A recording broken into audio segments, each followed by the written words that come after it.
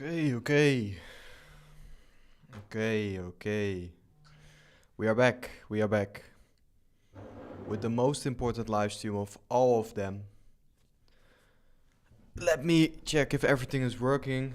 Everything is working fine. And I will wait for the first people to drop in before we can discuss some stuff ahead of the Fomc. I'm also...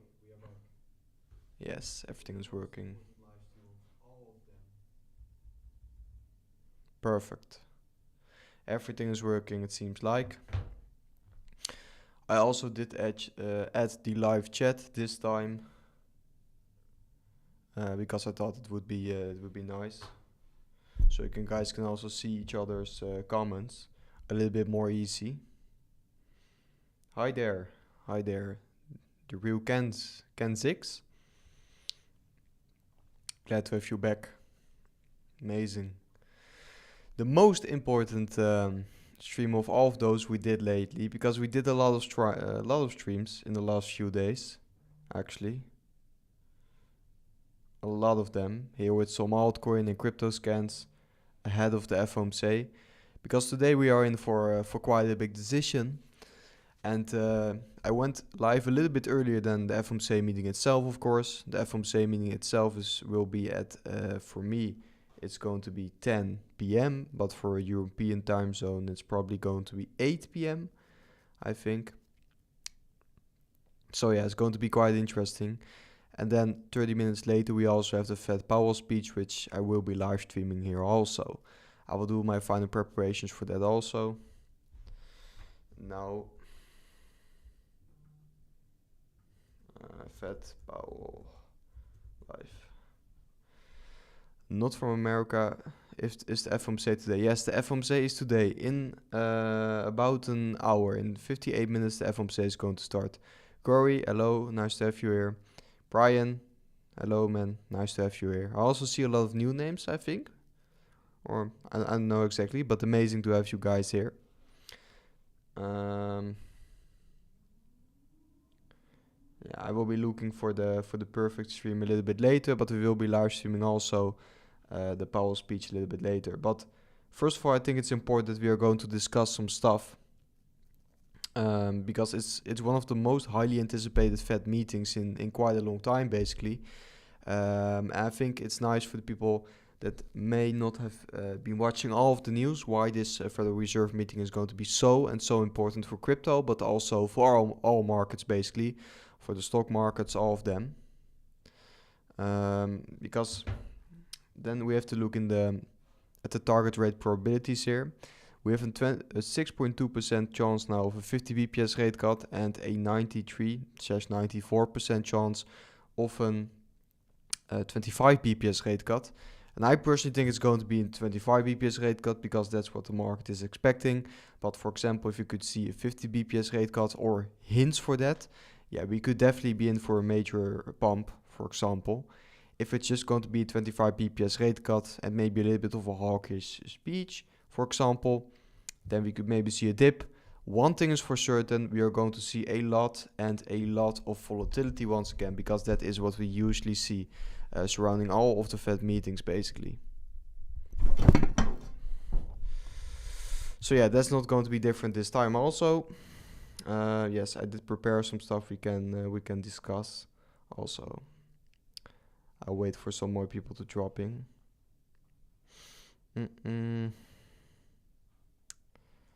So yeah, Fomc meeting in 56 minutes.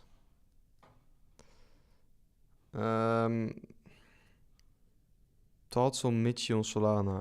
I think I will do a dive into more altcoins a little bit later in the stream, maybe after, for example, the Fomc. Because now I think we should keep our eyes on the Fomc.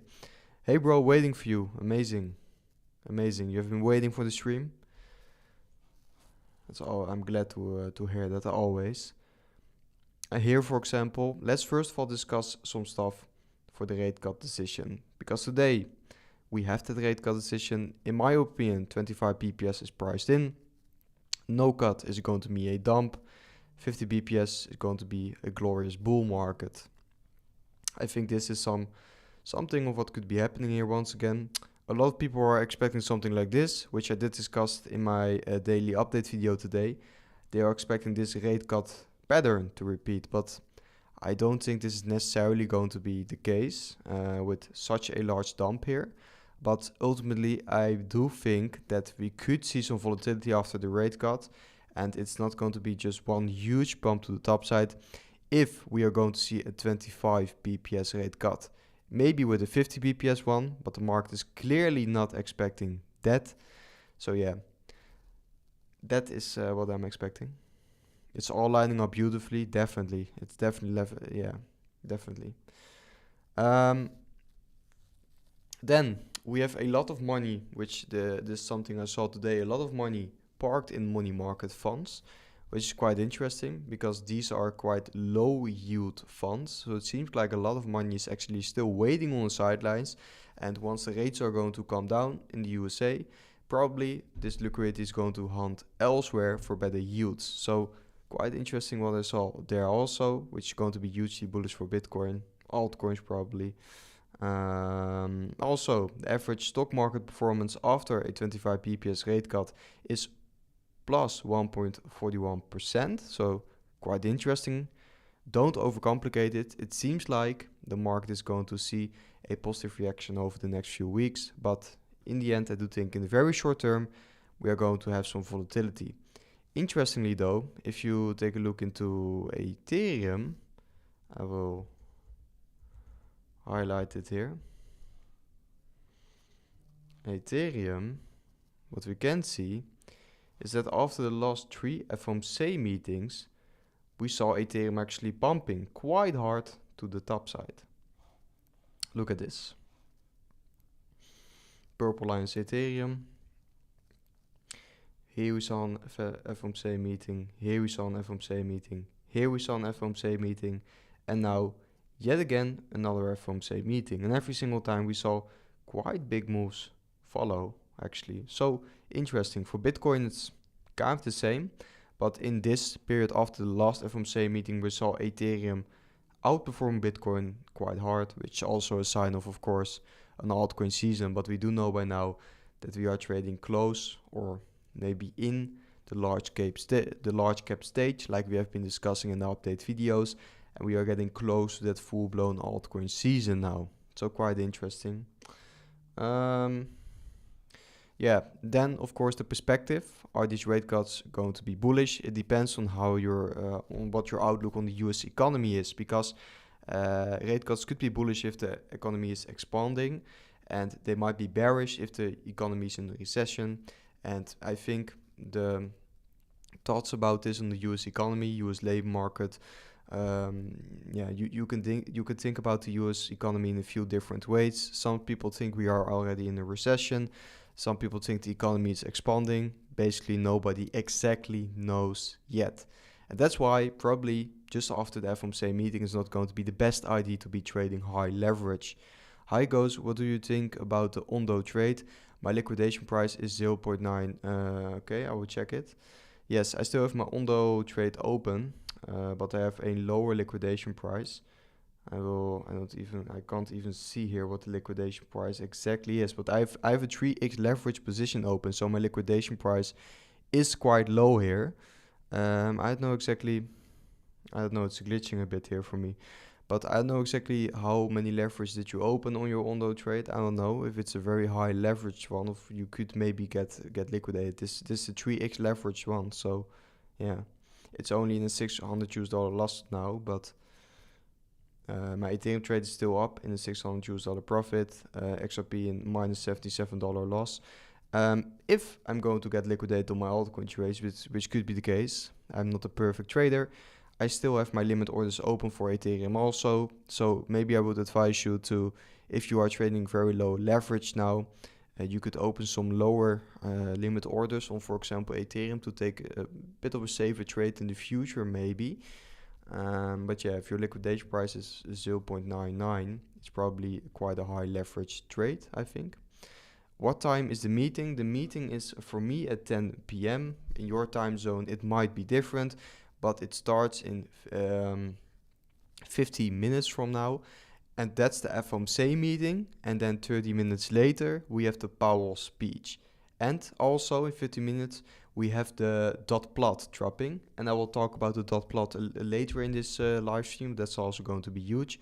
I'm sure the liquidation price is 0.77. I took a 5x leverage. I placed a stop loss at 0.99. Yeah, if your stop loss is 0.99, I would just take your loss maybe and go on to the next trade. I personally think. I think doing high leverage when you announce rate cuts. What do you think?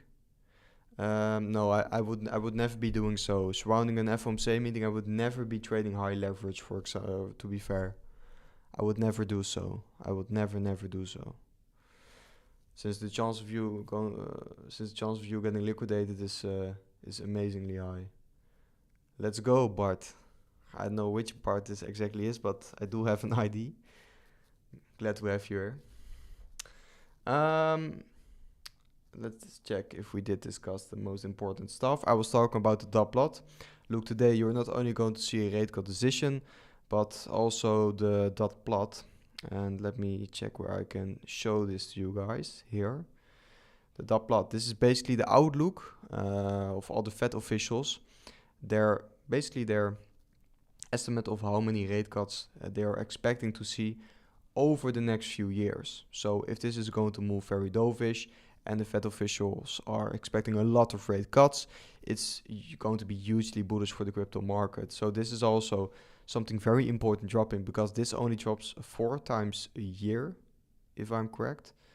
About at 8 FOMC meetings, I think. So it's quite a rare occasion, actually. Place stop loss. Let's go. Did you take a look into Coty? No, sorry, brother. I did not have the time to do so. To be fair, I had some very busy days, busy times. I will be doing so. It's on my to-do list. I'm sorry that I did not do so yet, but I will be doing so, and we can discuss it in the next crypto market scan. I think that will be later this week, maybe the weekend or something. I'm sorry. Yeah, let's also discuss some charts here. Like discussed, we have this rate cut pattern ID, which could be playing out. I don't think it will be such a huge dump, but we are probably going to see large volatility after the decision. Yeah, like stated, Ethereum did pump the last 3 times after the FOMC meeting. Here you can see the comparison with the 2025 and the 2024 FOMC meeting. In 2025, we saw, of course, or in 2024, we saw a consolidation, then eventually somewhat of a stop, sideways chop, maybe even you can call it a dump, and then eventually move higher. And yeah, I do think something similar could definitely be happening if everything is going to come out like expected. If not, of course, we could see a different reaction also. What do we think about the Dogecoin price action? Yeah, I will be discussing altcoins a little bit later. First of all, I will be going to do the most important charts. Maybe we can do it after the FOMC meeting for a bit. I do want for now to discuss mostly Bitcoin and Ethereum heading into the FOMC meeting, if you understand. Bitcoin is actually breaking down now, back into the bull flag we discussed. So fake out confirmed for Bitcoin here. What time is the FOMC meeting? The FOMC meeting is in about 45 minutes. 45 minutes. For me, it's 10 p.m. If you're living in Europe, it's probably going to be 8 p.m. And yeah, different time zones, of course, with other times. But yeah. Bitcoin breaking down back into the bull flag. So we could see this as a fake out, basically. Now breaking back down. Quite interesting. Still this massive buy signal flashing on the stock RSI. So ultimately for Q4, I'm still expecting a big move here. Also with this chart in mind, another breakout pattern, but I do think the Q4 breakout is going to be the same. And just a reminder, we have now 13 days left in Q3 here, ending September basically. And probably those are going to be the last choppy days. If we are going to see choppy price action, those days are probably going to be the last days before eventually heading higher, I personally think. Because I've been targeting Q4 for all year on my YouTube channel for altcoin season. So yeah, I would not be. I don't want to take another stance in the market now all of a sudden. I've been predicting this for a long time on the channel. Still have this hidden bullish divergence playing out. Yeah, perfectly playing out, also like predicted on the channel. Like stated, the dot plot with all of the projections for the next few years of the FOMC, how many rate cuts all of the officials are expecting, and that's why this is going to be such an important meeting. Where do you live? I'm currently in Dubai. I will be going back to the Netherlands also. I live on a few different places currently.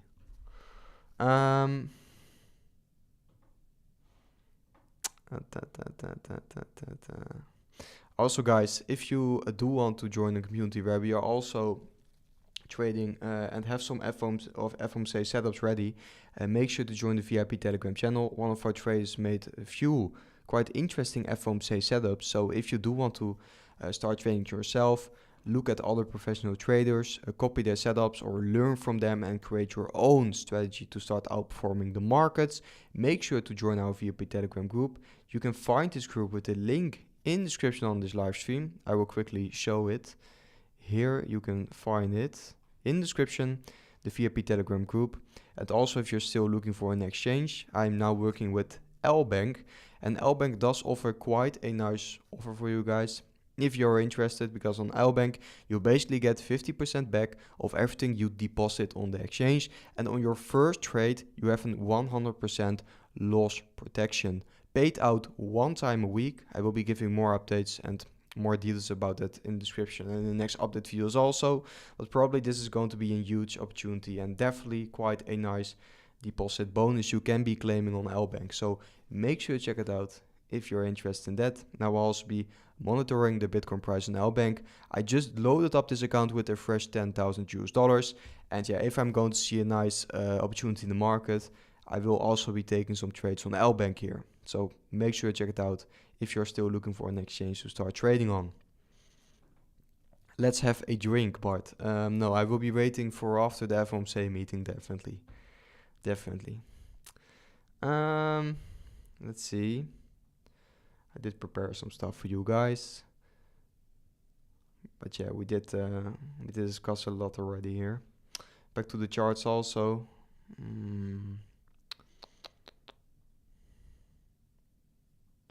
Same today. I will also be closely watching, of course, the latest news coming out, because getting close to the FOMC meeting, we're probably going to see more and more news.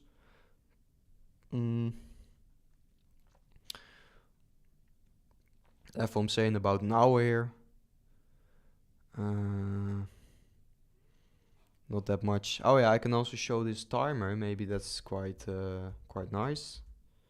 And of course, I will be live streaming the Powell stream also. We will be finding a live stream together and we can watch that live on this stream also. And then after we can share our thoughts about the meeting and we can take a look into how the market will react, of course. So yeah, in 41 minutes, the FOMC meeting starts in exactly 41 minutes. So amazingly excited. I think this is going to be absolutely huge. What I also do think is quite interesting, I will take a look into, for example, this Bitcoin chart. Of course, the Bitcoin chart now at these ultimate lows on the Bollinger Bands also. So yeah, in my opinion, it's kind of a great setup for a big move, because once the Bitcoin volatility gets this low, we usually tend to see big moves afterwards. What I do find even more interesting with this rate cut is that it does remind me a lot of what happened in 2024. There we also saw, let me check. It was also in September here in 2024. Here in September, we also saw, first of all, a weakening labor market. Then we saw the Fed rate cut. Then you saw some chop, and then eventually heading higher. Just like I was stating with this chart here, this is a very similar scenario. 2024 looks a lot like of what's probably going to happen today. So that's why this is what I'm firstly thinking. If the majority is selling the news and selling shorts, wouldn't that be pump instead of a dump? Yeah, of course, what the majority is thinking normally exactly what nobody's expecting is probably going to happen. That's true, but I do also see a lot of people saying what you were saying, basically, that a lot of people are expecting selling news. So if is that going to be truly the case then? And if you look at the historical data, it would be quite logical that we see a little bit of a, let's say, choppy period, volatile period before eventually heading higher. At 10:15 Dutch time, we will only get the interest rate decision, so it's 2 hours of yapping. I don't think that's correct, because then I think you will get the decision at Dutch time. Let me check. The FOMC is in, of course, 40 minutes, and you will get the press conference 30 minutes later. So you will get the rate cut decision, of course, exactly in 40 minutes, because that always drops at the beginning of the FOMC meeting. Then the statement drops, basically. And then Powell, 30 minutes later, is going to do the press conference and also read through the statement the FOMC is going to be making. That stating, by the way, is also going to be super important, guys, because that stating, that's going to be the outlook for the Federal Reserve for the next few months here. And also, they might be mentioning, I do think there's a high chance that they will be mentioning something about QE or maybe QT, so quantitative easing, quantitative tightening. That's going to be important, because you should also be taking a look in the, let me see, I will open a new chart for this. Trading view, boom. Let me, I think it's the balance sheet. Fed balance sheet. Let me see if I can find it. United States Central Bank balance sheet. Look, this is the United States Central Bank balance sheet. So basically the Fed balance sheet, and that's going to be an important one. Let me get everything off this, all of the indicators. Look, what you do want to see for Bitcoin and crypto basically is this. You do want to see the Fed balance sheet moving higher. It means quantitative easing. It means that the Fed is basically accumulating a lot of assets to stimulate the economy. And that is what's now, that's basically over the last few years what definitely has not been happening, because we've seen QT. We've seen the Federal Reserve balance sheet coming down. If Powell is going to announce that, for example, QT will be ending this year and maybe even QE could be starting, then you're probably going to see a huge pump, because that is going to be super bullish for definitely risk assets like altcoins. And you can also see it over here. Altcoins saw the craziest price action after the Fed balance sheet started going parabolic here during COVID. Just look at the chart. Boom. I'm not making this up myself. Look what happened once the Fed balance sheet, of course, we saw the COVID crash. Then the Fed balance sheet started moving much higher. So a lot of stimulus did enter the markets here, and altcoins absolutely exploded here. And yes, if the Federal Reserve is going to announce something like QE or the ending of QT, which is this Fed balance sheet coming down, it's going to be massively bullish for the markets. Do you expect a minor drop before a major move? If yes, how far do you think the drop will go? I'm looking at 113k. Yes, then we should be looking in these levels basically. Look, I don't necessarily think that Bitcoin will fall this low, but this is going to be your most important support zone if we are truly going to be falling lower, because we know that here we have quite strong support laying, also retesting it here and then eventually heading higher. So that's going to be the first level I'm personally thinking about. But yeah, it's going to truly depend on what Powell is going to say, of course. 113k, let me look into that level. I did not think of that myself. Yeah, it's basically the support of let's say the HNS breakout. Could also be an interesting support level indeed. But yeah, I do think if the market is truly going to see a downturn because of the Federal Reserve FOMC meeting, yeah, it's probably going to be quite negative, and maybe we will be moving a little bit lower. But personally, I don't think that is going to happen. I just think we are going to see some sideways consolidation, sideways chop, some volatility, and maybe then 130k could be an interesting level also. It's definitely a huge support level because of the HNS breakout we saw under it. So yeah, interesting. Okay, great. M2 supply. The M2 money supply also very important, of course. But what most people don't really understand, I think, eventually rate cuts will have a positive effect on the M2 supply. But on the other hand, for the liquidity from the rate cuts to truly hit the market, it will take like more than 6 months, maybe even a year. So most of the pumps you also see in Bitcoin and crypto after the rate cuts, it's purely speculation. Of course, the retail traders and big institutions, they are simply betting on where they think the money will flow next eventually. So it's speculation, all speculation, because the liquidity from rate cuts does not enter the markets directly. Just keep that in mind. Yes, global M2 with the 80 days offset, it's quite interesting because we are lagging behind the global M2 a lot. Now, of course, Bitcoin does start to catch up. I will open the daily time frame. Like that. Global with the offset. Let me check it. Global. A lot of people joining the stream. Welcome everyone. Also, if you're new, feel free to drop all your questions in the chat. That's what I'm here for. Boom.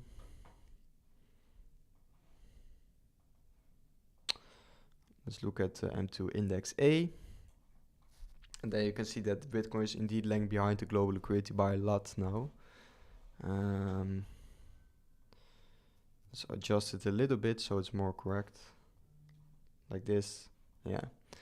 Then we have this huge gap to fill up. But I'm not very worried about this because eventually I do think that Bitcoin will be catching up. And then you're looking in basically this major move. Also, which is bullish for the global liquidity, is that we are now smashing new all-time highs for the global liquidity. And like I did state in some of my update videos, because we also saw like a big downtrend here, but eventually new all-time highs again.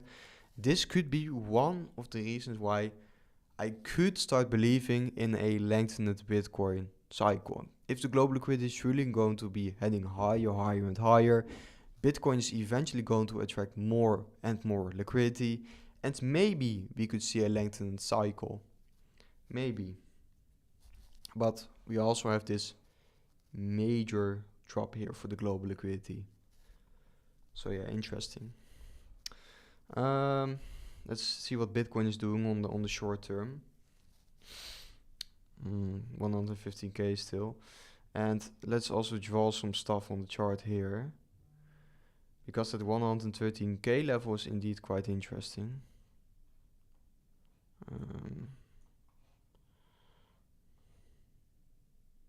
It's basically this level. Could be an interesting support. Last cycles we have seen tops at the end of Q4. If you get rate cuts now, that can still influence the final push if we take the 80-day lag. I don't think the liquidity from the rate cuts themselves will eventually have a large effect on this bull market. I do still believe it's more speculation. What I will say is that if we are going to see more rate cuts, now 3 rate cuts are expected for this year still. If you're going to see more rate cuts, it will maybe lengthen the cycle into, for example, Q1 2026, definitely for altcoins, because in the end, rate cuts are bullish on altcoins because people will start accumulating, because they are betting on the fact that more liquidity is going to flow into the risk markets. So also high risk stocks, but also crypto, altcoins, all of these markets. And a lot of money is probably going to flow out of, for example, these money market funds I did talk about earlier in this video. So you're just going to see a shift in liquidity through all the capital markets. And like stated, there are now, I think, 3 rate cuts expected for this year, 10 December. A 66% chance of 3 rate cuts this year. So 125 BPS one today, 125 BPS one in October, and 125 BPS one in December. So that's of course a very bullish outlook for risk assets. Very bullish. Bitcoin holding quite strong above the 150k level. Let's also see what, for example, Ethereum is doing now.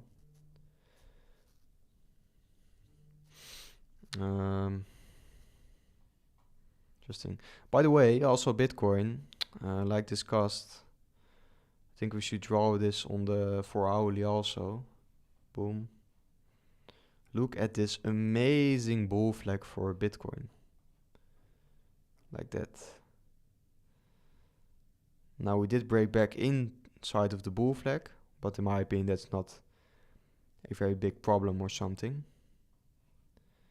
Like that. Boom, boom. A perfect bull flag, and we have been breaking out, but that's maybe now confirmed as a fake out.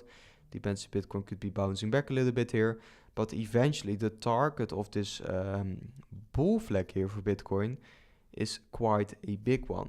So if the Federal Reserve meeting could be igniting a new Bitcoin push, then you are definitely looking in towards quite a big level here. Let me draw it for you guys. Oh. Like that. Boom, boom. Look at that. Huge level for Bitcoin. Also, let me check the latest news. Fomc meeting in 29 minutes now. 29 minutes. 30 minutes left until the Fed meeting.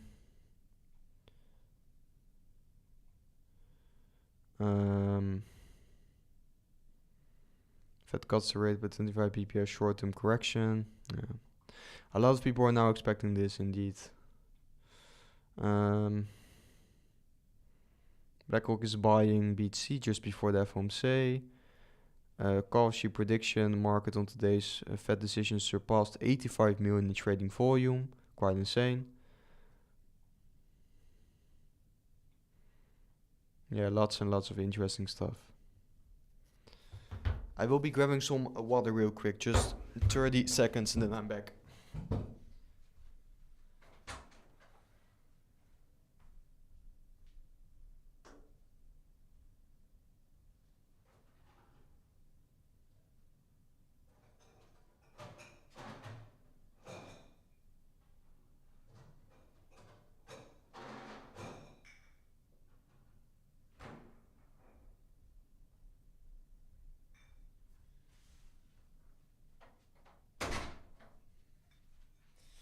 Yes, I'm back. Just grab the nice water. We shall see. Do you believe we will see a bear market with a 45 to 65% drawback anytime soon, or is it different? How are you preparing? Wait a sec. Look. First of all, I do still believe in the 4-year cycle until proven otherwise. So in this ending state of the cycle, I will be heavily scaling out all of my positions and also spot positions. I will always be holding some Bitcoin and Ethereum because I do believe in the very, very long term in Bitcoin and Ethereum as assets that will eventually outperform most other assets basically. So I will be holding them also through bear markets. But for most of my position altcoin holdings, I will be selling those off in Q4. If I'm going to get signals.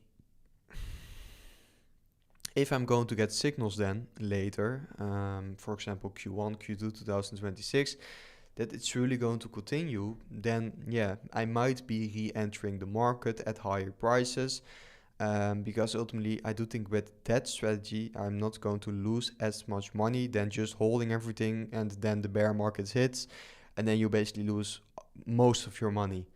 So in my opinion, that's the wisest thing to do for me, because every single time you see a lot of people, or every single cycle you see a lot of people telling you that this time is indeed going to be different, and then it always is not different. So, yeah. 2021 was a 75% crash, and 2017 was an 85% crash. About your question, 45 to 65% could be a interesting drawback number, but I do think it will be a maybe not as large as a drawback, simply because there's so much more institutional money in play, and I don't think we will see those cascade liquidations like we saw in the 2021 bear market, for example. with a lot of retail traders. I do think with institutional money it will look a little bit different. Just like we are seeing now for the Bitcoin price action, for example, you do see, for example, these very large consolidation phases. And in my opinion, what you, for example, see in a consolidation phase like this, or this, or this, or this now, you see basically institutions are keep accumulating, for example, Bitcoin and Ethereum.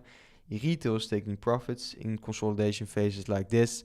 And eventually, once retail is going to re-enter the market, plus institutional money, that leads to like these big moves higher. But it's very different than what we, for example, saw in 2021. There we did not see large consolidation phases. We just saw, boom, almost one big move higher in a few months. In about 4 months, we saw this entire move to the top side. And that is why that's a completely different cycle indeed than what we are seeing now. But yeah, eventually you could still see a bear market later. But I don't think it will be as heavy because you don't see those cascade liquidations from retail that are panicking. But bear markets are, by the way, mostly related to just the liquidity and the rates worldwide. A lot of that stuff.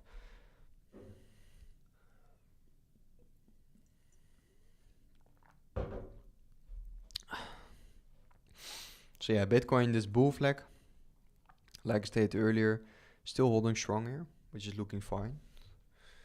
Which is looking very nice. And the Fomc meeting in 23 minutes now. We are getting closer and closer. I think now also a few different people in our communities are starting to take their trade positions in because, like stated, one of our traders did drop a lot of, I will not exactly show it because for that you need to join the VIP Telegram group, but he did show a lot of Fomc setups, high volatility setups, which are quite interesting in my opinion. So if you do want those setups and learn from us, me, Crypto Rover, 5 professional other traders, make sure to join out or to check out this link in the description on this live stream to join the VIP Telegram channel.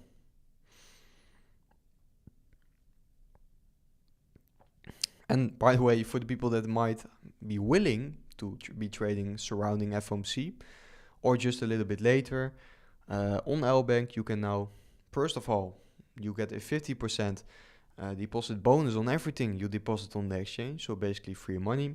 And also on your first trade up to $5,000, you have a 100% loss protection fund. So you could be taking one or maybe one of many of your trades completely for free, and also be basically trading with a larger position than you are might willing to do, or you can do so with your own capital, because now you can also claim that deposit bonus. So definitely an amazing campaign in my opinion. Currently you can claim this campaign with the link also on this live stream. Make sure to check it out. You can't see it on the sign up page yet, but if you do register with my link here, and you will also be supporting the channel with doing so, you will be eligible for this offer from LBANK. So make sure to check it out because I do think it's an amazing offer.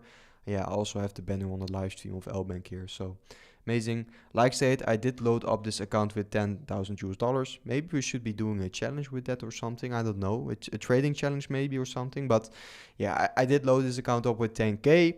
And I will be taking some trades with that in the near future here, because I do think the markets are gearing up for that Q4 move, like I discussed earlier in this update video here. Just another breakout and eventually the same Q4 expansion here. Breakout pattern in 2023. We saw this somewhat of a broadening wedge. In 2024, we saw this bull flag, this massive consolidation phase.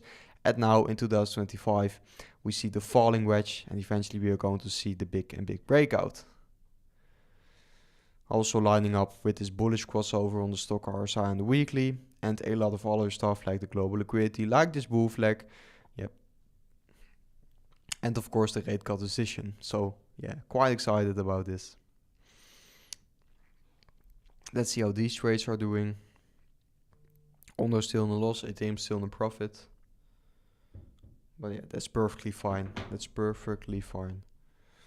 Let's also take a look into the news.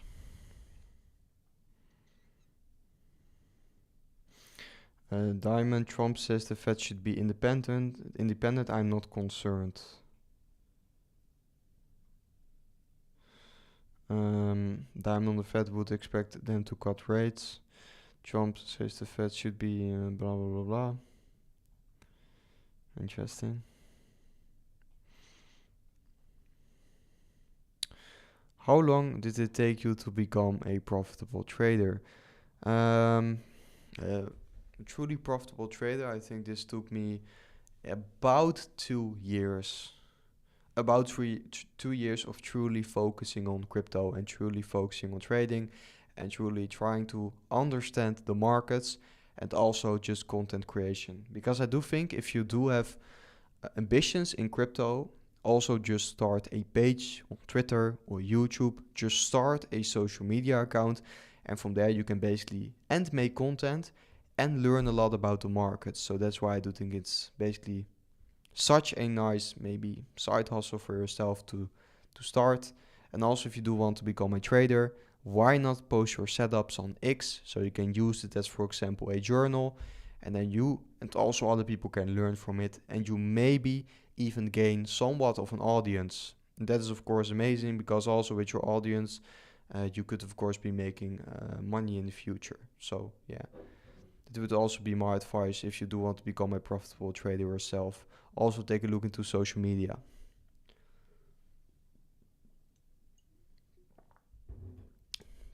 Shout out from Brazil.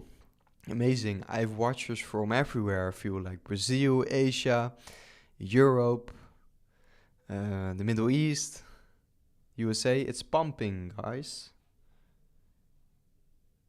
Indeed. We are pumping 116k. Amazing. There we go. Let's zoom in a little bit on the chart here. 116k. Boom, boom, boom. Oh, 116.1. We are moving higher. Why it's pumping? Brother, it's just some volatility before the FOMC. I can't say anything else because I don't see a very interesting news coming out or something like that. I also constantly have my eyes on the news, basically.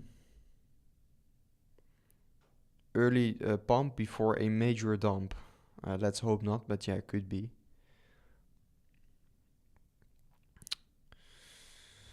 Thanks, crypto goes, no problem. Has always been that way. Yeah, it's true. If we do pump just before the FOMC, we usually do dump after. That's true. Let's go. Yes, let's go. Let's go. Bitcoin 116.2k now. There we go. But yeah, I don't see any news dropping which is causing this pump. So I just think it's some normal price action just before the FOMC meeting. The FOMC meeting is going to start in 16 minutes now, guys. So we are getting quite close, and I'm getting quite excited because I've been waiting for this all month, for this FOMC meeting. Because it's quite some time ago we did saw some excitement in the crypto market, in my opinion. Some true excitement, some true euphoria. Let's hope euphoria is finally going to come back. Let's push it back up to 125k again. Yes, that would be absolutely amazing, of course. Let's hope that's going to be the case. I will open another LBANK page. I'm gonna trade. Boom. I will also open an Ethereum chart here. Like that. So we can monitor Bitcoin and Ethereum at the same time here, which is absolutely amazing. Bitcoin, Ethereum, and here we can discuss some trading view charts.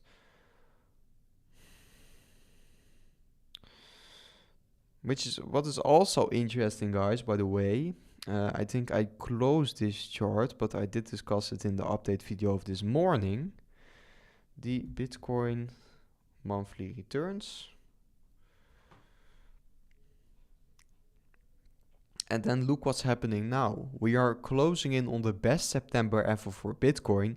And every single time we saw such a September for Bitcoin, basically, 2025, 2024, 2023, we always saw a massive Q4 follow. Also in 2016, 2015, green September means massive Q4. So if you're going to see a nice reaction after the FOMC, I think it's going to be hugely bullish for Q4. And we have been expecting this for such a long time on the channel, guys. Not only this bullish Q4, but also let's take a look back in what we have been expecting for Ethereum over the months of this channel. I do know the channel is growing quite quickly now, so I might have a lot of new watchers. Very thankful for those. But yeah, we have been predicting this Ethereum move to the top side here, with accumulating on the way down here, DCAing here, eventually heading higher in the accumulation zone, clearing the most important resistance, heading higher, hitting the conservative case. Here I did take most of my profits on my spot holdings, and now I want to ride my Ethereum trade to that bull case target. By the way, a good time to get back in after the bear market is after a 33% prices recovery of the low. I used that to get back at 22k. Yeah, that's interesting. Is that like the general level where you're certain the market is going to recover even further or is going to transition in a bull market? I don't know exactly about that, but it's interesting. And also, like stated, I will be opening some trades on LBANK tool with this 10,000 US dollars. Bitcoin is coming down back a little bit. But yeah, I must say for Ethereum, I do have a trade open at 4.3k. But ultimately, if I would be willing to open another Ethereum trade, I would, to be fair, be hoping for lower prices before eventually heading another trade. And otherwise, I will be looking for a price higher up somewhere. For example, breaking if Ethereum is going to move to new all-time highs from here. So here, this supply zone where we got rejected from, if you're going to move back to there, I will be opening a new trade there. If you're going to move back to the 4k level, for example, we'll also be opening a huge Ethereum trade.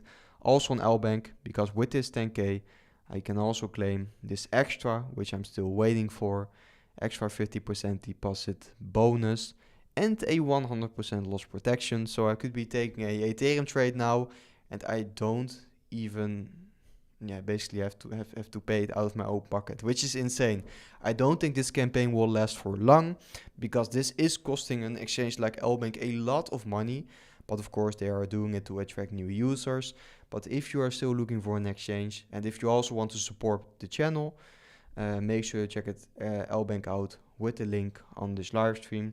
And the FOMC is going to start in 11 minutes from now. Huge.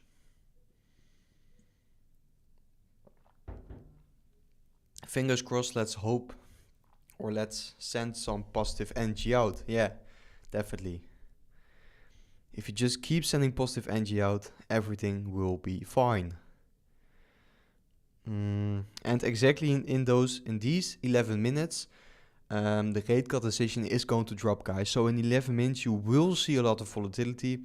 And then we have to wait a bit before eventually the press conference.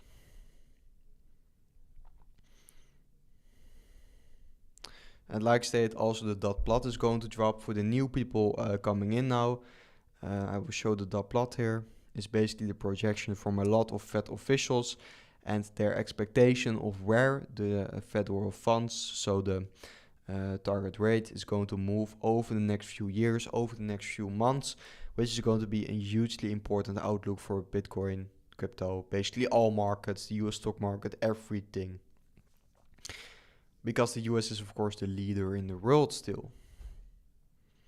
Okay, also on another screen, I will be looking for a good live stream. So just give me a sec for that also. Boom, boom.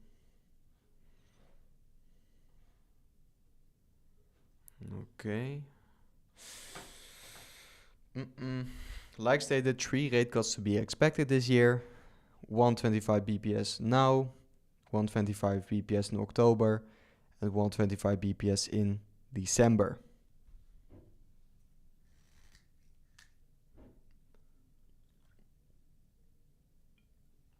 So yeah, it's going to be a huge year, I think. It's going to be a huge year. If that's going to be the case, if the Fed is not going to cut the rates, which I highly doubt, it's going to be very bearish for Bitcoin crypto, but I do think they're going to cut rates because that is the expectation of the markets here.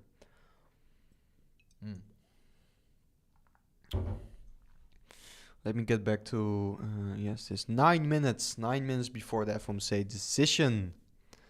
9 minutes. But also because I'm expecting that 25 BPS rate cut, I'm not expecting the market to do quite a lot here, which I do think, or what I do think is far and far more important, is the speech from Powell. What is he going to say about QT? What is he going to say about QE? How is the Federal Reserve monetary policy over the next few months and years going to look like? That is what we are looking for this meeting. And if that's going to be bullish, dovish, we could see a massive pump. If it's going to be a little bit more hawkish, still a hawkish standpoint from the Fed, which I'm not expecting, then it could be more bearish. 0.5 points will happen. If so, we could see a huge pump. But yeah, I don't know if this is going to be the case, but it could be somewhat of a surprise rate cut also. It's possible, but the chance of this happening is only 6.3%. You can see that here, or now 4%. So the chances of a 55 BPS rate cut are dropping even further now. Let's see what the prices are doing here. Ethereum still at 4.5k. Bitcoin at 1.15 or 115.8k still. Rate cut decision in 7 minutes now.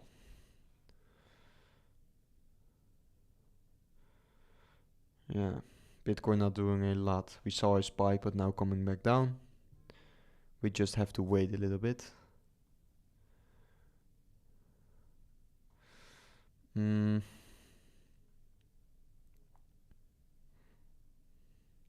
As a reminder, today we get the first 2028 Fed forecast. Not like it matters because Powell will be gone soon. That's true. That's completely true. Let's see if some important news is coming out just before the FOMC decision. Cauchy prediction market for Fed decision today pause. Yeah, we did know that by now. No new stuff dropping here. But yeah, just 6 minutes left. And then 30 minutes later, the live stream. And I will be live streaming the Powell speech. You can also take a look into this yourself at the economic calendar. Here, the federal rate cut interest decision. 8:30, the Fed press conference. So yes. Very excited. Huge move. Are we going to see a dump and then a huge pump? Are we going to see some volatility and then a huge pump? Or are we just going to see a dump? Drop what you think is about to happen. Drop it in the chat. What do we think it's about to happen, guys? Are we going to see a sell news event or not? A lot of people are currently saying that. But yeah, is that truly going to be the case? It's getting a little bit late for me, sorry. 100x. We are going to 100x of the FOMC meeting. Okay, that sounds amazing, token Phi. About 5 minutes left before the FOMC rate cut decision. So exciting. What is Bitcoin doing? What's Bitcoin doing? Not a lot. Ethereum is moving up. Okay. For Bitcoin, I think a reclaim of the bull flag pattern would be very bullish on the 4-hourly here. Because like stated, the Bitcoin bull flag does have quite a large target. Boom.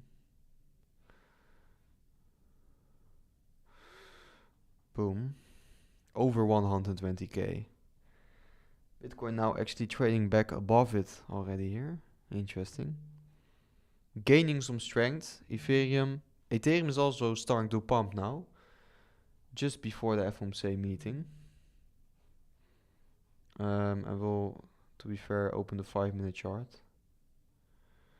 Solana, yeah, I could very quickly cover it because I do have a chart open about Solana, I think. Or maybe I closed it, then I will be doing it a little bit later. Yeah, Solana, massive cup and handle pattern. I'm expecting a massive breakout once this neckline of the cup and handle pattern is going to break. Then you could be looking in towards a 500 US dollar Solana plus in the near future, I personally think. 4 minutes before the federal rate cut decision. Oh, I should also do a tweet quick. Sorry.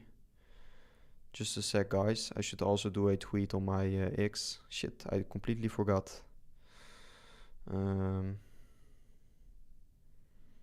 Fed decision and Powell speech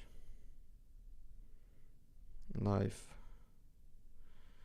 Watch now. Boom, boom. Quickly doing a tweet to the live stream. Share the link. So also the audience from X can join in, because not everybody does have time or is willing to join the stream.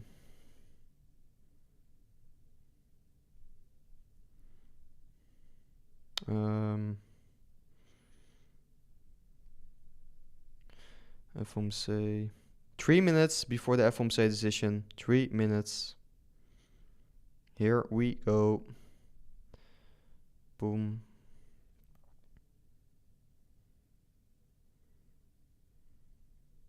Okay, there we go. I also did a tweet on X, so more people will probably be dropping in here. 2 minutes before the FOMC decision.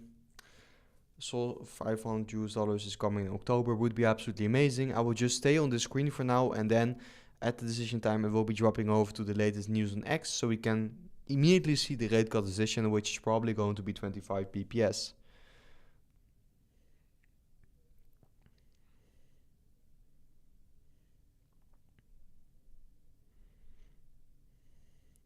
Hopefully, predicting from my ass, we do a 1.53k drop, then we go up to 125k in the next 10 days, then maybe dump to the 118k and final push to. Yeah, it would be nice. Would be very nice. A lot of viewers joining in now. 1 or 2 minutes left before the FOMC rate cut decision. Once it's going to come out, I will be shifting over to X to immediately show you the 25 bps rate cut decision, which will be coming out. And then 30 minutes after that, we will be live streaming the Powell speech. So make sure to stay. I don't think so that it will impact crypto that much. Rate cuts on the bigger perspective will definitely impact crypto a lot, because the Federal Reserve monetary policy is probably most what crypto cares about. 132 watchers, amazing. Hi goes, do you really think that we could visit the last lows again, or was that just an example in my video? It was just an example. I don't think we will drop that low, but it is going to be the worst case scenario if this is going to be a sell news event. But I'm personally just expecting a lot of volatility, basically. Are you German? No, I'm Dutch, actually. I'm Dutch. So 48 seconds before the Federal Reserve rate cut decision, it's going to be absolutely huge. I will be shifting over to my page in just a few seconds here to see the news coming out. Bro, what will be the target of Solana in Q4? $500, I think. It could be coming out any moment now. Laat gaan die banaan. It will be coming out any moment now. 20 seconds before the Federal Reserve rate cut decision. Push back 30 minutes? No, the Powell speech is in 30 minutes. The rate cut decision should be in 9 seconds now. I will be going back to my page. Oh, this is going to be huge. Oh, it should be coming out now.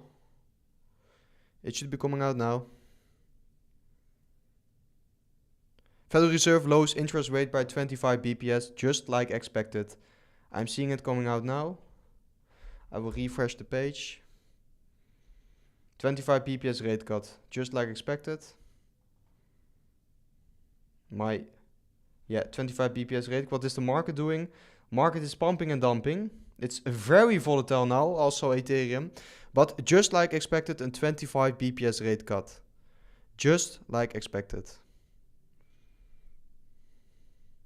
Just like expected. So now, is it going to be a sell news event or not? That's going to be the most important question. Whoa, Ethereum is seeing some very volatile price action now. I will also be quickly posting this over on X, of course, because this is very important.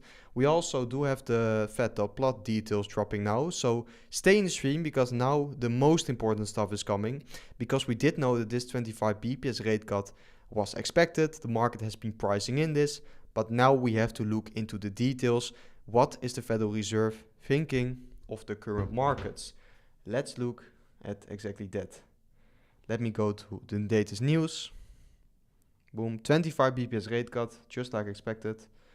Fed medium projection shows 50 BPS more cuts in 2025. So 2 more rate cuts probably. Huge. That's bullish actually. Fed governor mirrored dissents in favor of half-point cut. So one Fed official did want a 0.5% cut actually.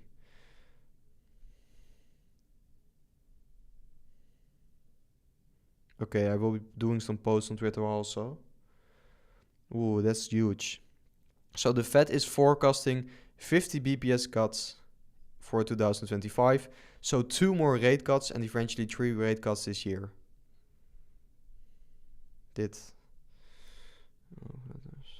We'll be doing some quick posts on X also. 2 more should be really bullish. Yes, I do think so. I do think so also.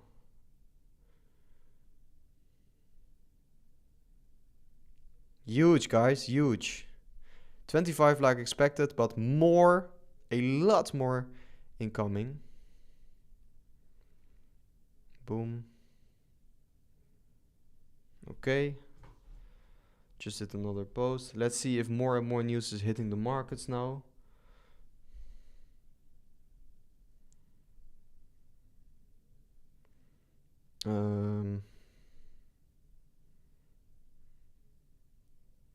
So yeah, decision just like expected. And let's see what the price action is doing also. Whoa, very volatile price action for Ethereum. This is why you don't want to be trading leverage surrounding those FOMC meetings. Extremely volatile. It's now pumping back up. I do think because the news of 2 rate cuts this year is coming out.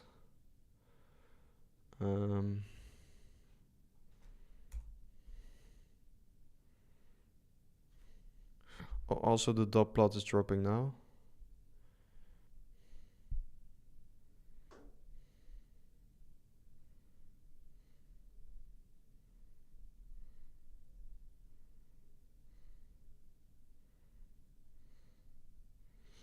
I'm doing some posts on X also. But yeah, the dot plot of the Fed officials is showing that most Fed officials are expecting a 50 BPS rate cut, 50 BPS in rate cuts for this year also.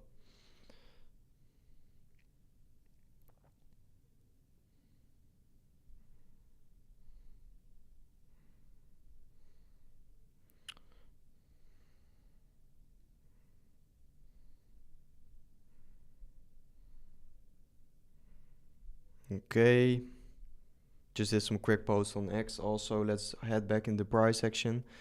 In 25 minutes, we will also be live streaming the Powell speech, because don't forget, we will also get the Powell speech, and that's going to be even more important than this Fed rate cut decision was.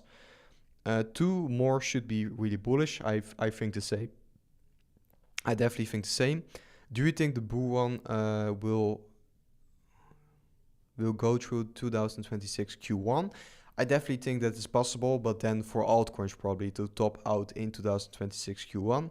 Do you think it should go? I should go long now. I would not be trading so close to Fomc or just very important economic data dropping. Don't go long, wait for the volatility to lower and then see what the market does. Yes, that is exactly also what I'm doing with my Ethereum trades, with my XRP and Ondo trades still. XRP is now in profit again. Ondo is also coming back up, so that's quite nice. And on LBANK, I will be opening 10k in new trades quite soon. So also make sure to subscribe on the channel if you do want to see what trading decisions I'm going to take. I'm updating you guys even faster in my VIP Telegram group, which you could be joining with the link in the description on this live stream here to my VIP group. There I'm updating my watchers even faster in real time about my trades. And guys, if you do want to claim an amazing deposit bonus, you can do so on LBANK. Everything you deposit on LBANK now, you get a 50% deposit bonus, which is insane on your money.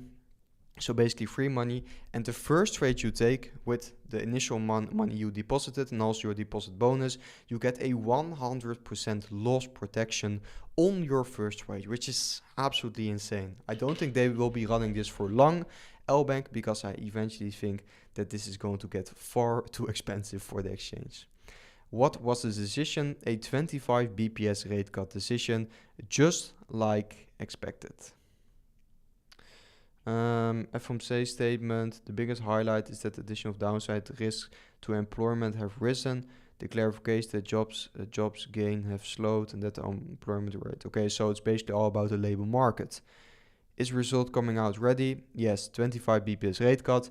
And in 24 minutes, we also have the Fed Powell speech. So stay watching because the Fed Powell speech is also going to be very important. Okay.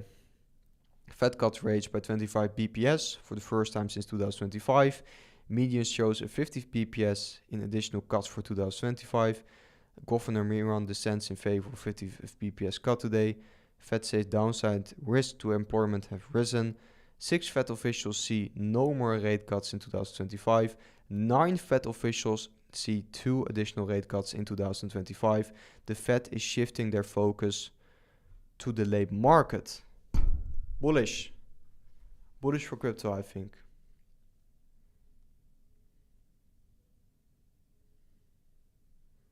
Very bullish. When Lambo, hopefully soon, because of this bullish news coming out. I do think it's actually looking very, very nice.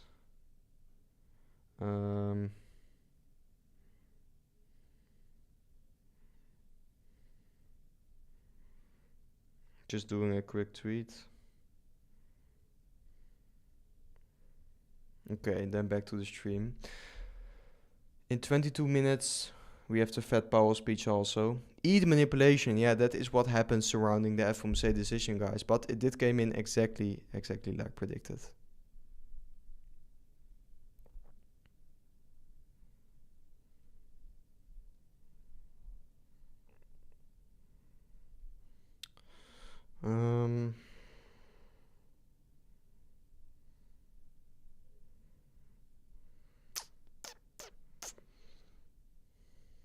ETH manipulation, yeah. Very volatile price action, exactly like we have been predicting. 6-9.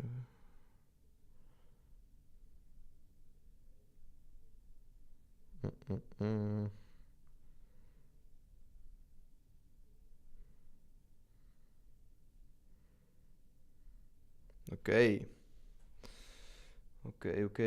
ETH. Bitcoin not doing a lot. 5 minutes, of course, very volatile, but 5 minutes. So bullish over the long term. You're saying yes, I do think it's looking very bullish on the long term. I just dropped a quick summary on the Crypto Rover channel. I will show you guys why I think it's bullish for the long term. Let me show it. Here's the Fed decision recap of September 17, 2025. I will also be sending this over.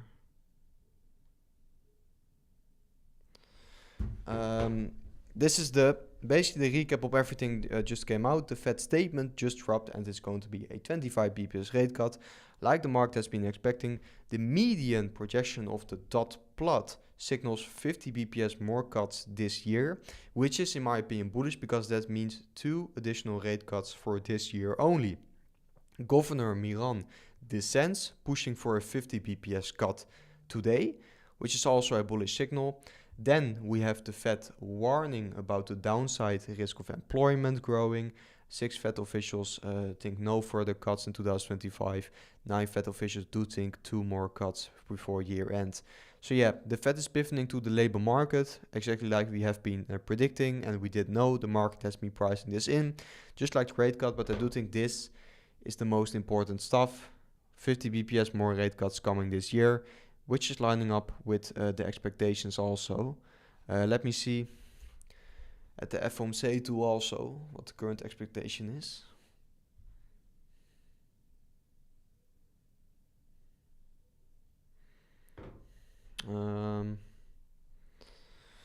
Okay, so of course 99% of a 25 bps cut today, that just got confirmed.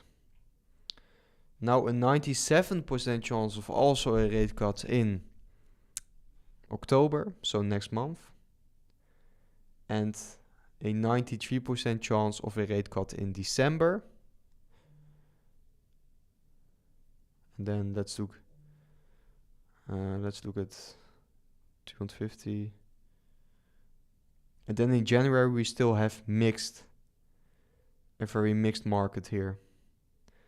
But for this year it seems like 2 more rate cuts are coming, and I do think that is bullish for crypto for Q4, which is going to be the most explosive quarter we've probably maybe even ever seen. Because have we ever seen this Fed policy, 3 rate cuts coming in the most bullish quarter for crypto? It's going to be absolutely amazing. I think the next 2 to 4 months will be great.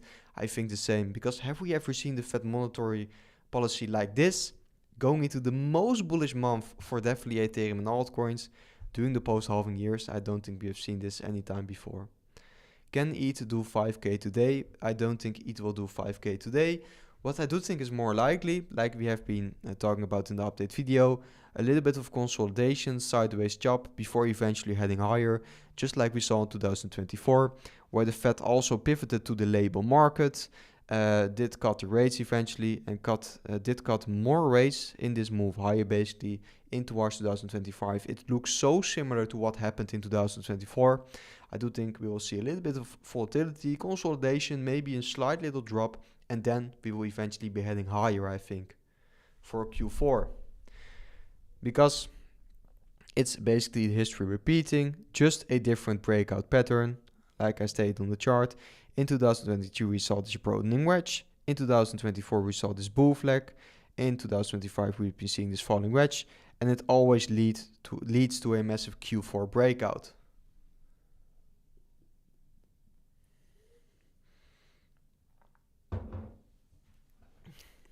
It always leads to a massive Q4 breakout.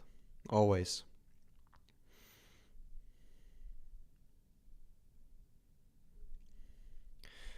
And guys, by the way, if you do want to be joining the VIP Telegram channel, because I do think we did make some nice setups there for the Fomc, just make sure to check it out with the link in the description on this live stream too.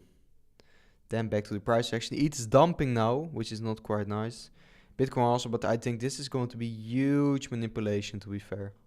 Huge manipulation. Yeah, like stated, 113k is going to be important support if Bitcoin is going to come down lower.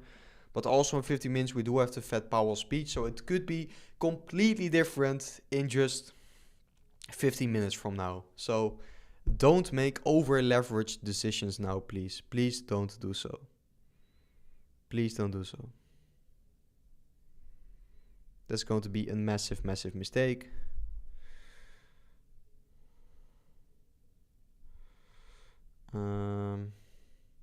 Hey Vardan, you've asked this 3 times now in the chat. Please don't spam. I just answered your question also. Do your own research. Does your trading investing strategy somehow change with this rate cut? Yes, it does. I'm going to first of all, think about this a little bit. But since we now are probably going to see 3 rate cuts for the remainder of this year, I do think we could maybe be seeing a lengthened Bitcoin and crypto cycle. But I don't know about it yet. First of all, I want to see the Powell speech in 50 minutes, because I do think that is going to be a huge one. Because if he's going to talk about QT or QE, yeah, it's going to be absolutely huge. We could maybe be seeing some QE, quantitative easing, the ending stage of the year. Oh, Bitcoin is dumping now, falling below 115k.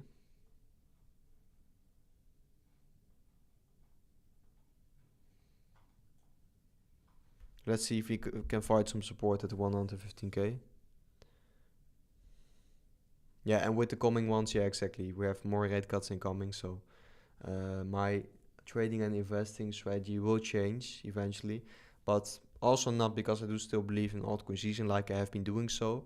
And with my Ethereum and Bitcoin positions, I'm still expecting for these positions to be heading higher. Not much is happening to my positions, to be fair. And I think I will be opening more trades on LBANK here, maybe even tonight if you're going to drop lower. Because like I said, I do have limit orders open for Ethereum at, for example, that 4K level. The Federal Reserve says the inflation has moved up and remains somewhat elevated. Economic growth. Oh, I will show some news.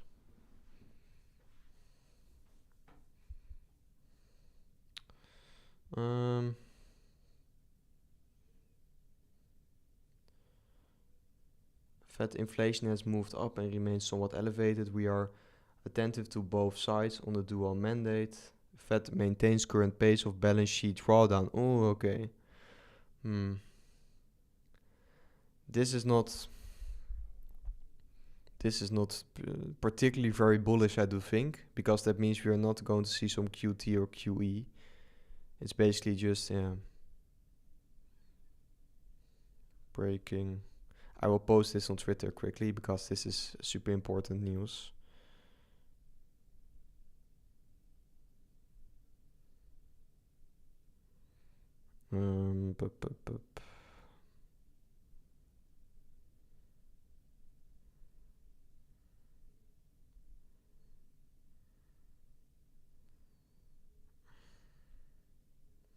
Lots of long liquidity between 114 and 112.5. Do you think this could be a nice zone? I will look into it in a moment. One sec.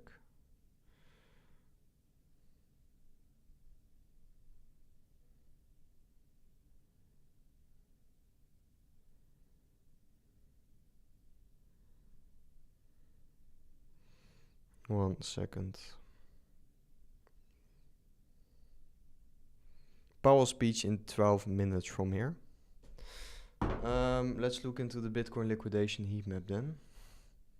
Bitcoin liquidation heat map. There's gotta be just volatility and some market manipulation, not like really a reaction because we didn't have bad news. Yeah, it's not really an outlook of where the market is going to be heading next from here. You won't see that fast after the Fomc meeting. Oh, I just saw this might be the reason for the crypto dumps.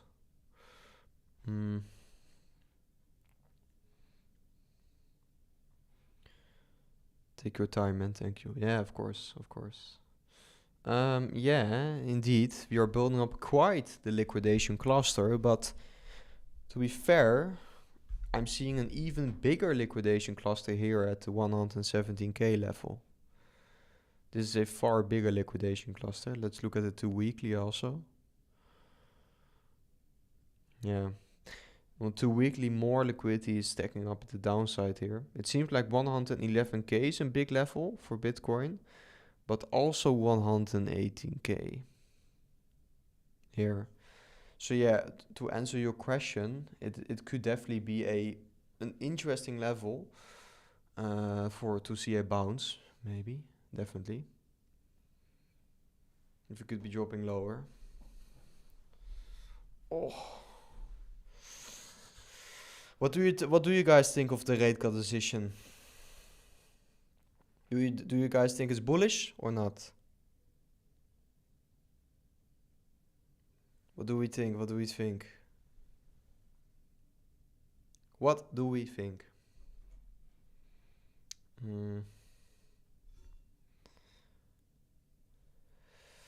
Take let's go back to the price action also. Ethereum bouncing back up a little bit, which is nice. I will also be dropping a tweet now because in 2 minutes or 10 minutes we have the Fed Powell speech. So yeah, that's huge.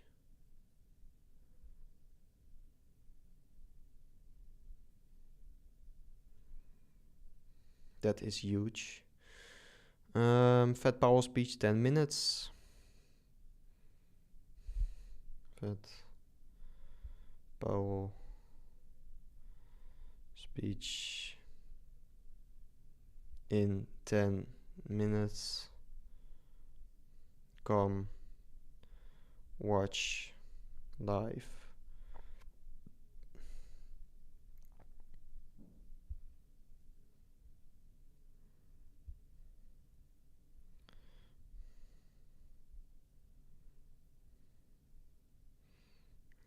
Okay.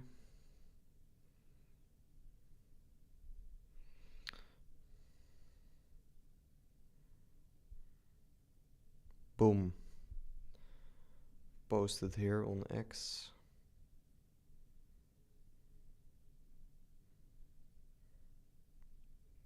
Okay, I will be starting to look for the Powell speech now, so we can be watching that live.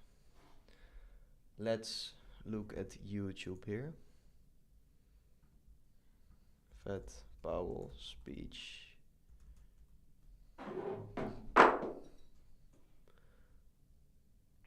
This is the best one to watch, in my opinion. So, okay, Fed Powell speech in 22 minutes. Let me check if everything works fine. I will also be testing the audio in just a minute. Mac OS screen capture.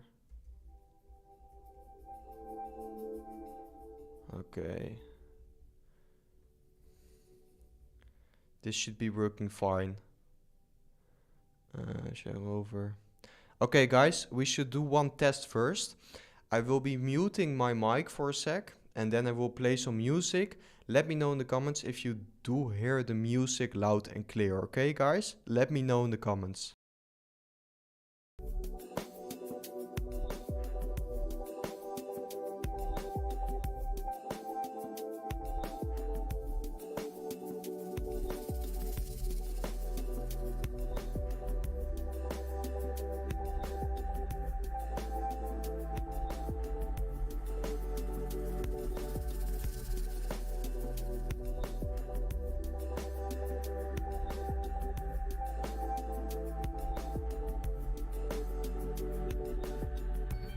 Okay, perfect, guys, perfect. Then we are going to be watching the stream in, what is it? About 7 minutes now. If there is going to be anything wrong with the audio, just let me know by then. But if you can hear the music now, it's perfectly fine. Cut the rates, yeah, cut the rates. Cut the rates.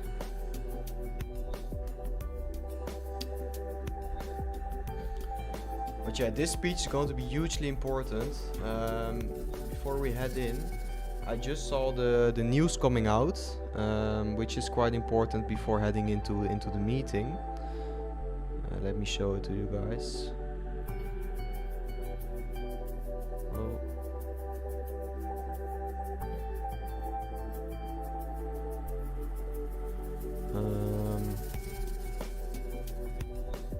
Here I just posted it also on X. The Federal Reserve maintains the current pace of balance sheet drawdown. So I don't think Powell's going to say anything about. I will keep turning the music off. I don't think Powell's going to say anything about QT or QE really, but if it's going to be the case, it's going to be hugely bullish. And yeah, I do think most of what Powell's going to say now is expected, is currently being expected by the markets. But yeah, let's see. Maybe he's going to see a lot of bullish stuff in exactly 5 minutes from now. But that was also the last thing I did want to show you guys. But do pay close attention for the words QT and QE. QT and QE.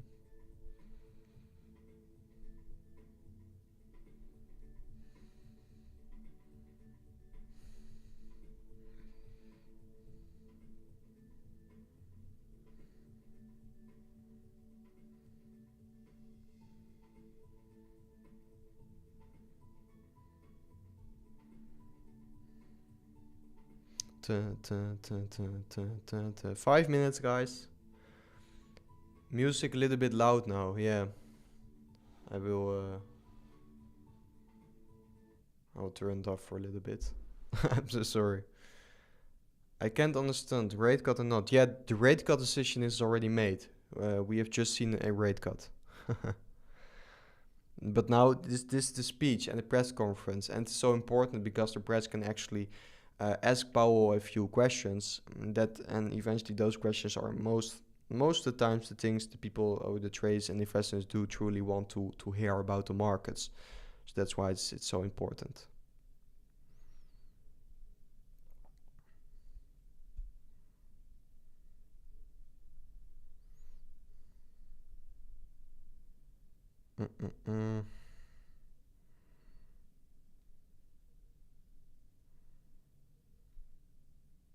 Bullish or bearish, we have to see. We have to see, bro. I don't know yet.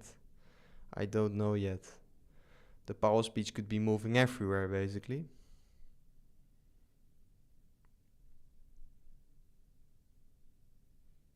We don't know yet.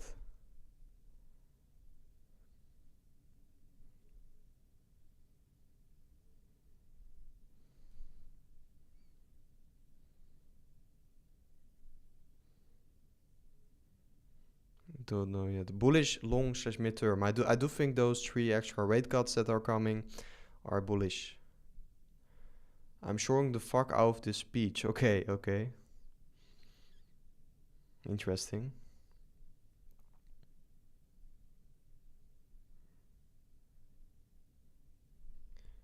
Bullish, but not now. Should I buy now? I would never buy so close to an Fomc or Powell speech, actually.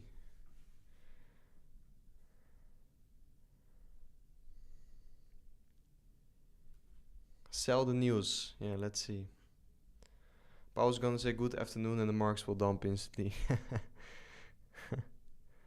Let's hope not. Let's hope not.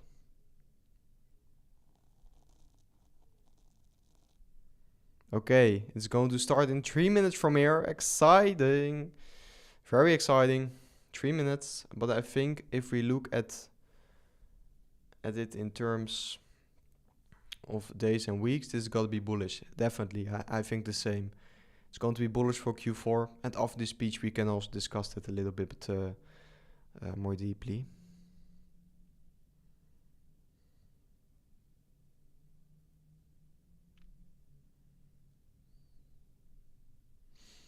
Mm-mm. 2 minutes. 2 minutes before the Powell speech is going to start. And we are going to watch it live here.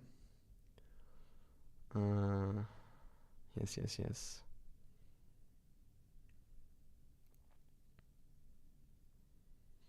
The US dollar drops to the lowest level in 4 years. Insane.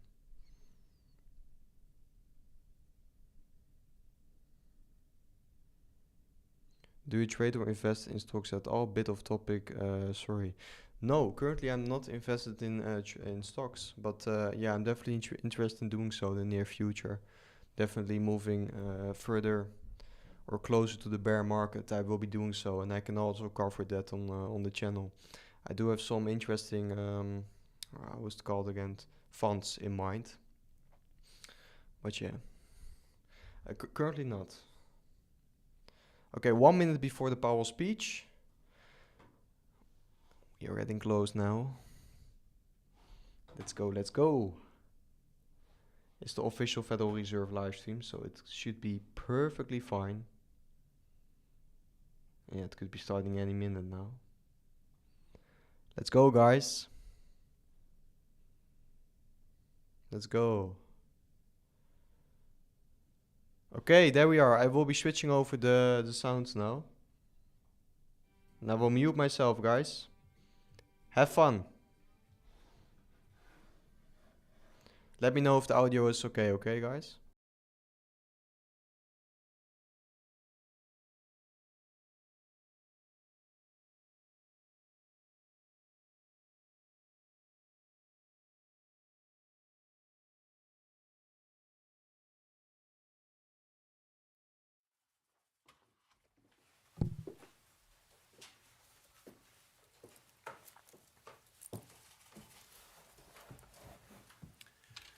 Good afternoon. My colleagues and I remain squarely focused on achieving our dual mandate goals of maximum employment and stable prices for the benefit of the American people. While the unemployment rate remains low, it has edged up. Job gains have slowed and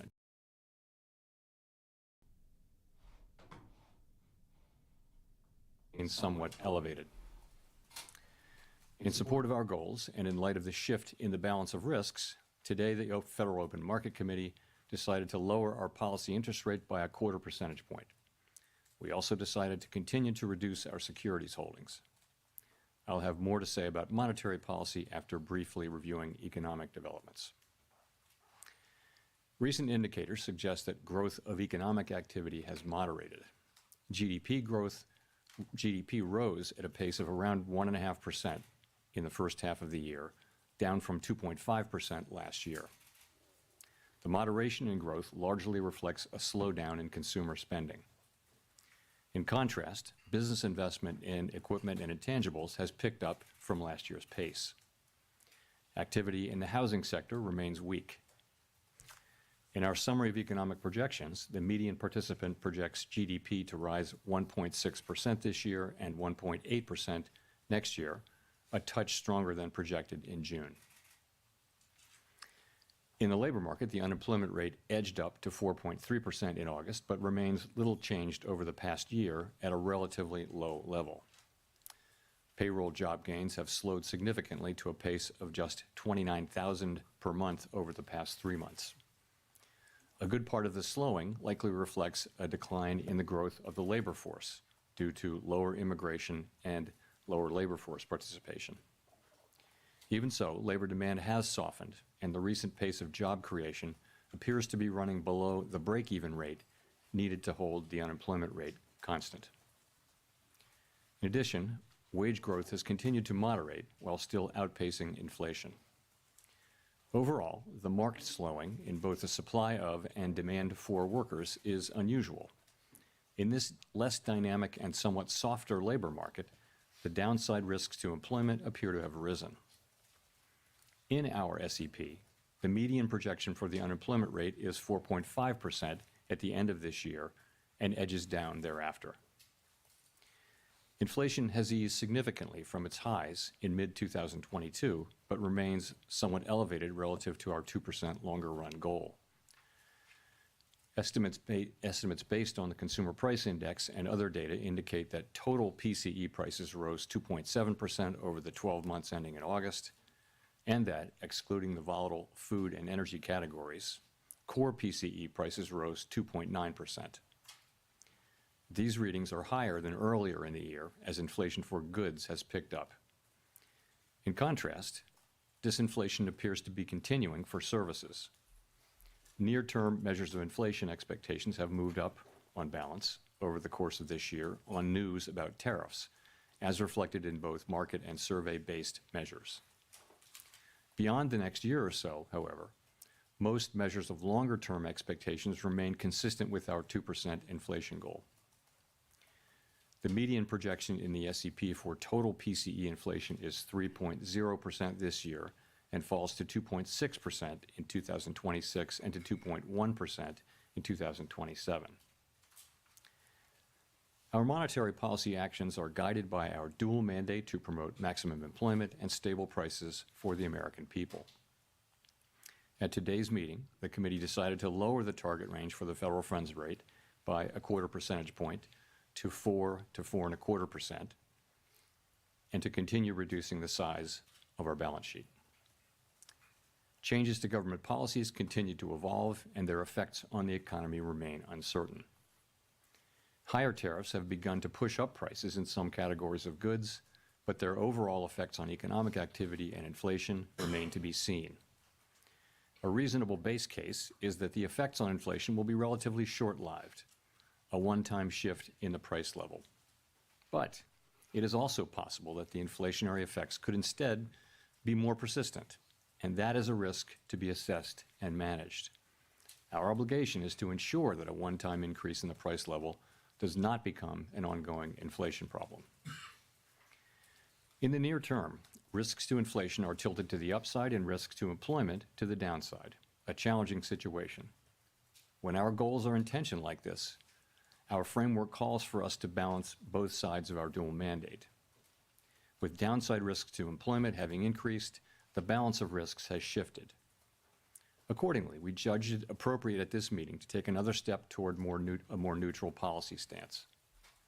With today's decision, we remain well positioned to respond in a timely way to potential economic developments. We will continue to determine the appropriate stance of monetary policy based on the incoming data, the evolving outlook, and the balance of risks. In our SEP, FOMC participants wrote down their individual assessments of an appropriate path for the federal funds rate, based on what each participant judges to be the most likely scenario for the economy. The median participant projects that the appropriate level of the federal funds rate will be 3.6% at the end of this year, 3.4% at the end of 2026, and 3.1% at the end of 2027. This path is 1/4 percentage point lower than projected in June. As is always the case, these individual forecasts are subject to uncertainty, and they're not a committee plan or decision. Policy is not on a preset course. The Fed has been assigned two goals for monetary policy: maximum employment and stable prices. We remain committed to supporting maximum employment, bringing inflation sustainably to our 2% goal, and keeping longer-term inflation expectations well anchored. Our success in delivering on these goals matters to all Americans. We understand that our actions affect communities, families, and businesses across the country. Everything we do is in service to our public mission, and we at the Fed will do everything we can to achieve our maximum employment and price stability goals. Thank you. I look forward to our discussion. Great. Thank you. Chris Rugaber at Associated Press.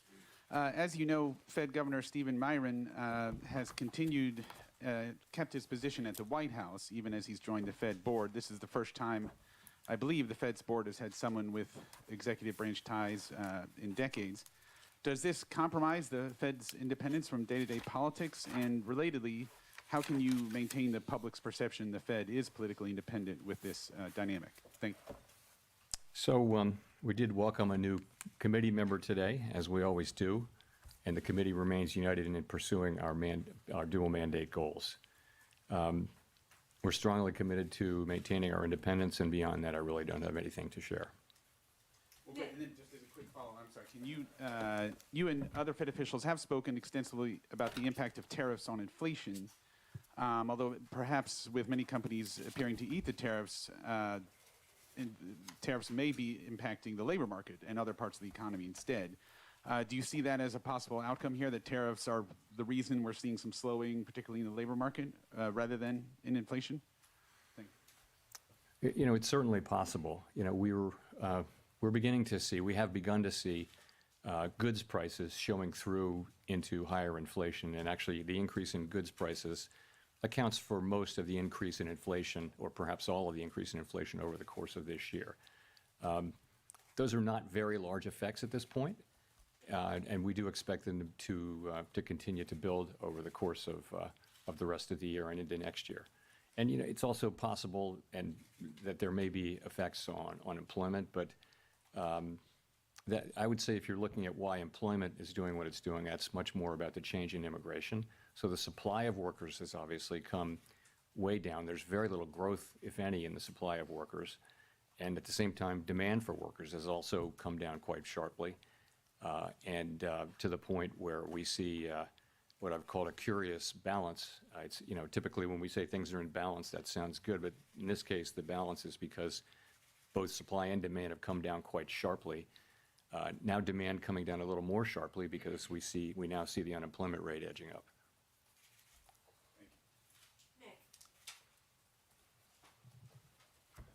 Nick Timmeros of the Wall Street Journal. Chair Powell, do economic conditions and the balance of risks no longer warrant a restrictive policy setting? So I don't think we can say that. What we can say is this, that over the course of this year, we've kept our policy at a restrictive level, and people have different views, but a clearly restrictive level, I would say. So, and we were able to do that over the course of this year because the labor market was in very solid condition with strong job creation and all those things. I think if you go back to April and now look at the revised job creation numbers for May, June, July, and August, I can no longer say that. So what that means is that the risks were clearly tilted toward inflation. I would say they're moving toward equality. Maybe they're not quite out of equality. We don't need to know that. But we do know that they've moved meaningfully toward greater equality, the risks between the two goals, and that suggests that we should be moving in the direction of neutral, and that's what we did today. Under what circumstances would a larger than 25 basis points rate cut be warranted, and how seriously was that option entertained at your meeting this week? There wasn't widespread support at all for a 50 basis point cut today. You know, I think we've done very large rate hikes and very large rate cuts in the last 5 years, and you tend to do those at a time when you feel that policy is out of place and needs to move quickly to a new place. That's not at all what I feel certainly now. I feel like our policy has been doing the right thing so far this year. I think we were right to wait and see how tariffs and inflation and the labor market evolved. I think we're now reacting to the much lower level of job creation and other evidence of softening in the labor market and saying, well, those risks are maybe not fully balanced, but moving in the direction of balance now. And so that warrants a change in policy. Colby Smith with the New York Times. Should we be viewing today's cut as the committee taking out some insurance against the possibility that the labor market is at risk of weakening? Or is it the committee's view that the dynamics of a downturn are already in place? I guess I'm just trying to square the shift in the rate forecast in the SEP towards more cuts than just 3 months ago, with the fact that the forecast for unemployment didn't change. Yeah, I think you could think of this in a way as a risk management cut, because if you look at the SEP, actually, the projections for growth this year and next actually ticked up just a little bit, and inflation and unemployment didn't really move much. So what's different now? What's different now is that you see a very different picture of the risks to the labor market. You've seen, we were looking at 150,000 jobs a month at the time of the last meeting, and now we see the revisions and we see the new numbers. And I don't want to put too much emphasis on payroll job creation, but it's just one of the things that suggests that the labor market is really cooling off.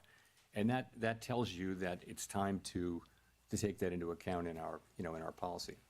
So just looking at the SEP, once again, the median participant has inflation higher than previously expected by the end of next year, and the Fed not getting back to the 2% target until 2028. So I guess I'm just wondering how you characterize the risk to price pressures of kicking off a series of cuts at this point. Yeah, so I would look at it this way. We fully understand and appreciate that we need to remain fully committed to restoring 2% inflation on a sustained basis, and we will do that. At the same time, we've got to weigh the risks to the two goals. And I would say since April, to me, the risks of higher and more persistent inflation have probably become a little less. And that's partly because the labor market has softened, GDP growth has slowed. So I would just say that the risks there have been less than one might think. And in terms of the labor market, what we're seeing is unemployment is still low. It's still a relatively low rate, but we're seeing downside risks.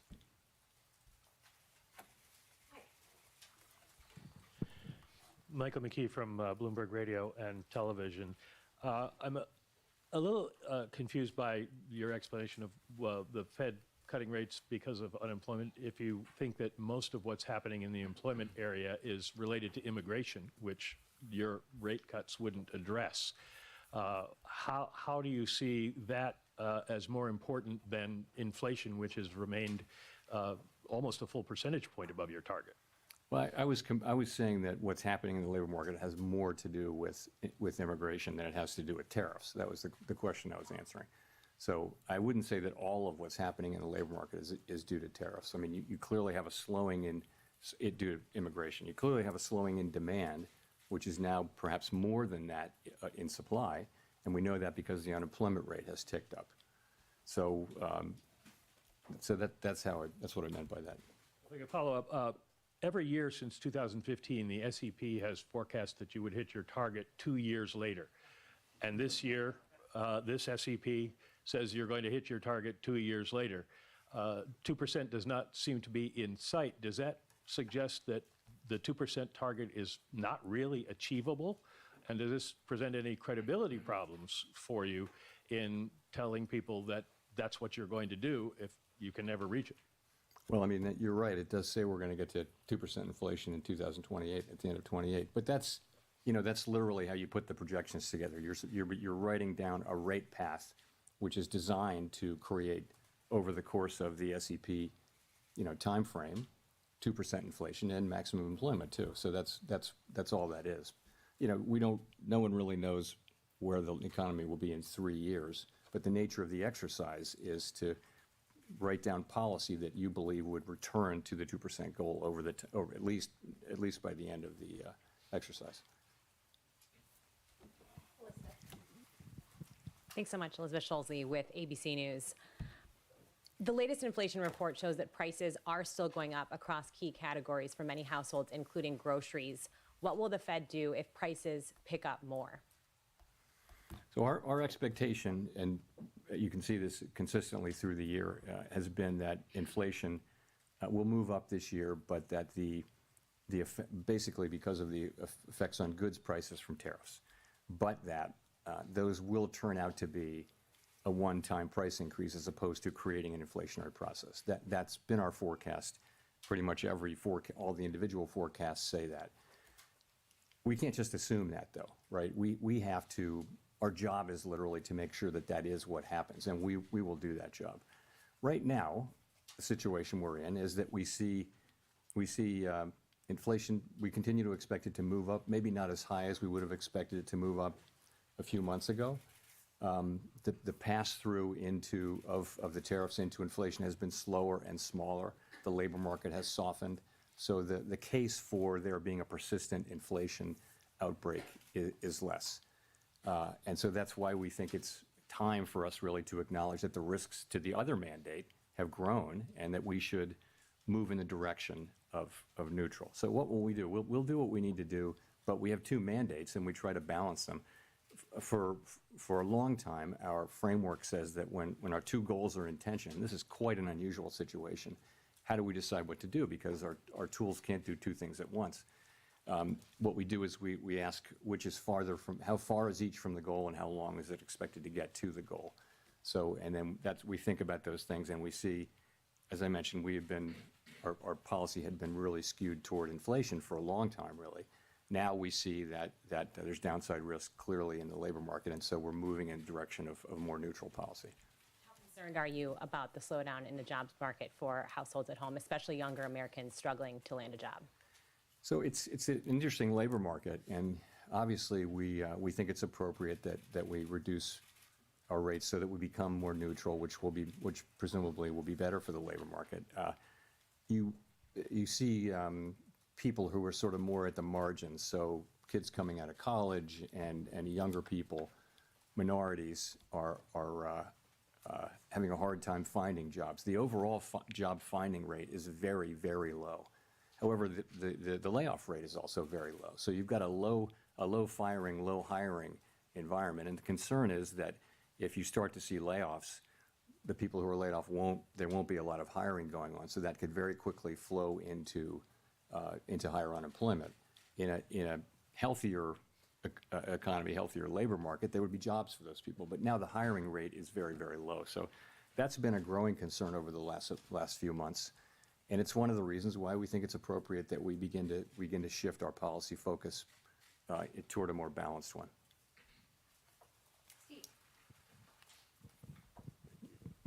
Steve Leisman, CNBC. Mr. Chair, in the past, during rate cuts, you used the word recalibration. And I wonder if you pointedly did not use it this time.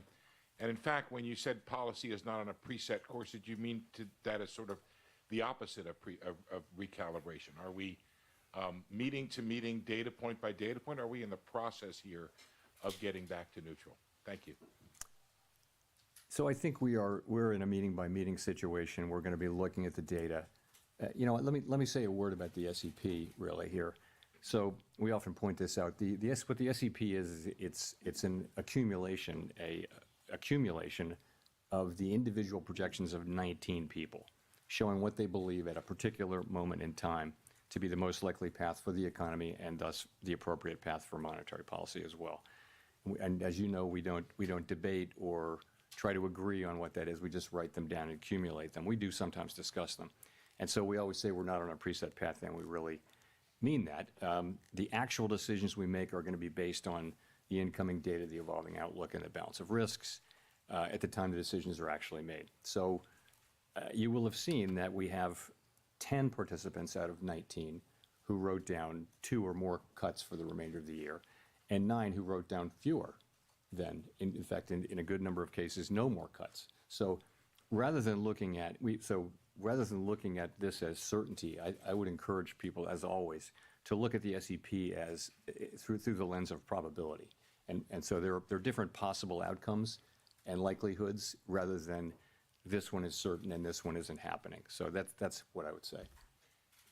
Thank you for getting to my follow-up question, which was, is the dispersion in the outlook a sign of uncertainty of policy in the meetings to come? Thank you. You know, it is such an unusual situation. Ordinarily, when the labor market is weak, inflation is low. And when the labor market is really strong, that's when you got to be careful about inflation. So we have a situation where we have two-sided risk. And that means there's no risk-free path.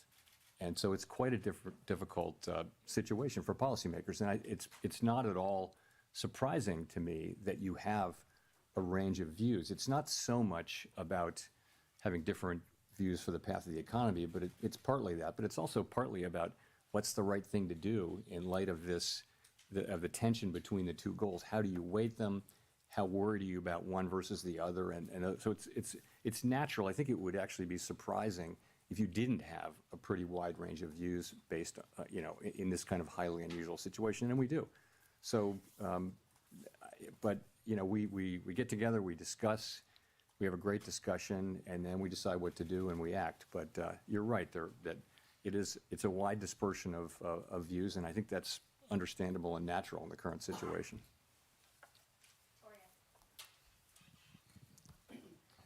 Hi, Victoria Guida with Politico.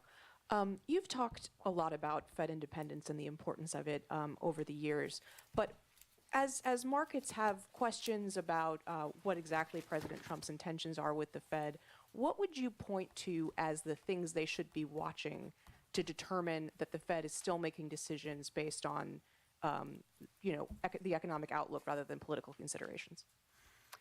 Look, it's deeply in our culture to do our work based on the incoming data and never consider anything else. That's just, everybody who's at the Fed really feels strongly about that way. So, you'll know it by the way we talk about what we're doing, by the speeches that people give, by the decisions that we make. You'll know that we're just still going to do that. That's all we do.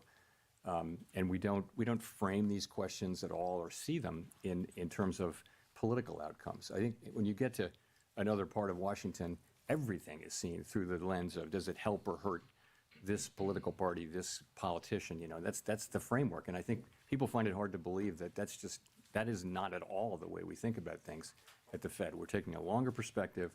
We're trying to, serve the American people as best we can. So I think you would be able to tell. I don't believe we'll ever get to that place. I would say we're doing our work exactly as we always have now. And people they're making their arguments, and we're having really a great discussion around these challenging issues. So, do you see the court case around Lisa Cook as being related to questions of Fed independence? I see it as a court case that it would be inappropriate for me to comment on. Thanks, Mr. Chairman. Edward Lawrence from Fox Business. So we saw the preliminary benchmark revisions down 911,000. The revisions for June were the first negative revisions we've seen since December of 2020. How can the Fed base important decisions on rate and what to do with the interest rates on data that seems to be, as you've called it in the past, noisy? So on the QCEW, the revision that we saw was almost exactly what we expected.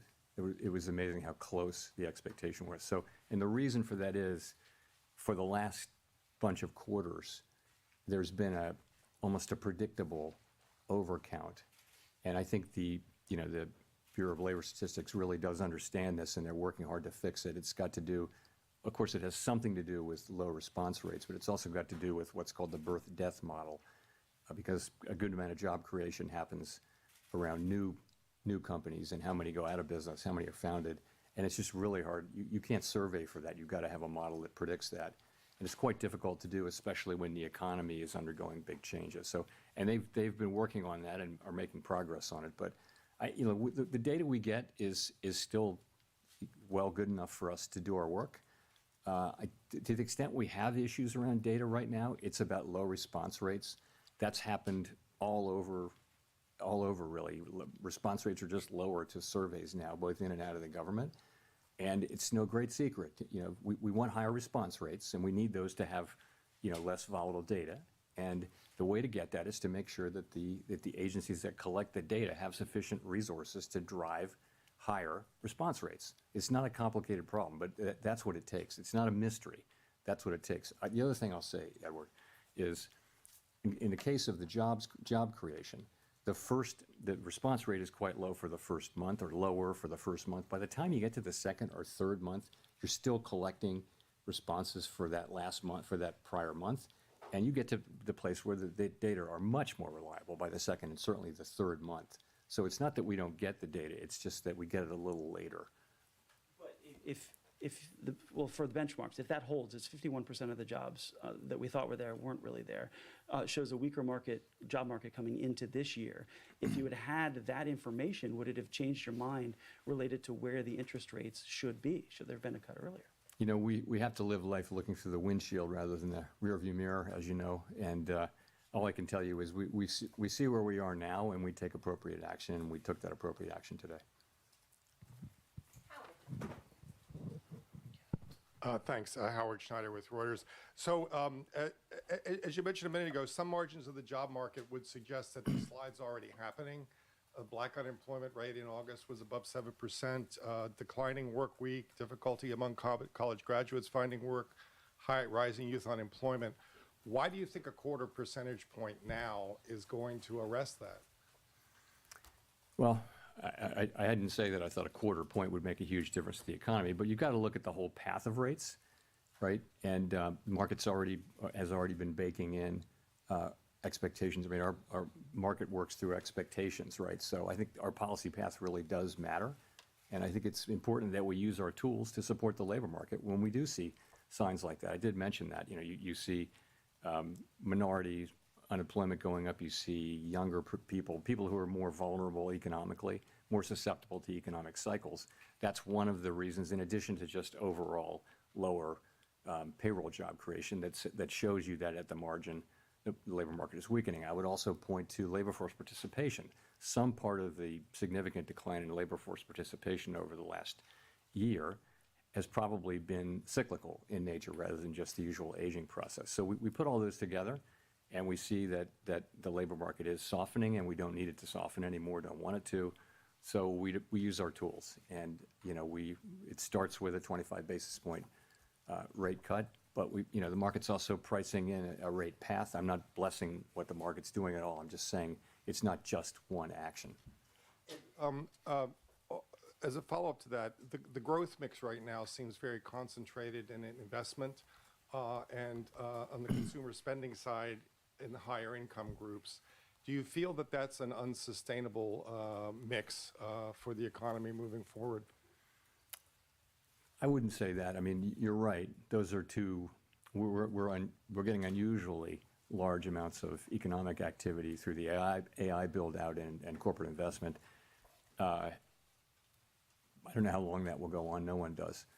In terms of spending, you saw that the consumer spending numbers were well above expectations, and that may well be skewed toward higher earning consumers. There's a lot of anecdotal evidence to suggest that. Nonetheless, it's spending. So, I mean, I think the economy is it's moving along. Economic growth is going to be 1.5% or better this year, maybe a little better. Forecasts have been coming up, as you can see. So, labor market unemployment is low, but downside risks, but it's still a low unemployment rate. So, that's how we see it.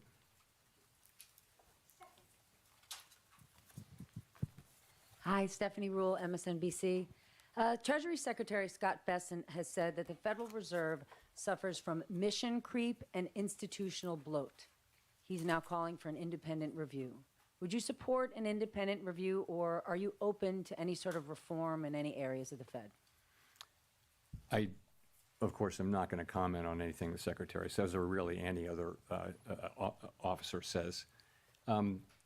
So in terms of reform at the Fed, we just went through a lengthy and I think very successful process of updating our monetary policy framework. I would say there's a lot of work going on behind the scenes around the assets we have in the Federal Reserve Bank Federal Reserve system and at the board. Are they the right size? We're actually going through a 10% headcount reduction through the whole Fed, including the board and all the reserve banks. The employment at the Fed at the end of that will be basically at the same level it was more than 10 years ago. So we will have had zero job growth for more than a decade when we're finished with that, and I think we'll probably do more than that. So I think we're certainly open to constructive criticism and ways to do our jobs better. But not an independent review? We're certainly open to to always trying to do better. Mr. Chairman, Neil Irwin with Axios. There's been some debate lately on whether AI is already starting to affect the labor market in terms of lower labor demand, higher productivity by contrast. Do you buy that? And if that is true, does that have implications for the monetary policy setting?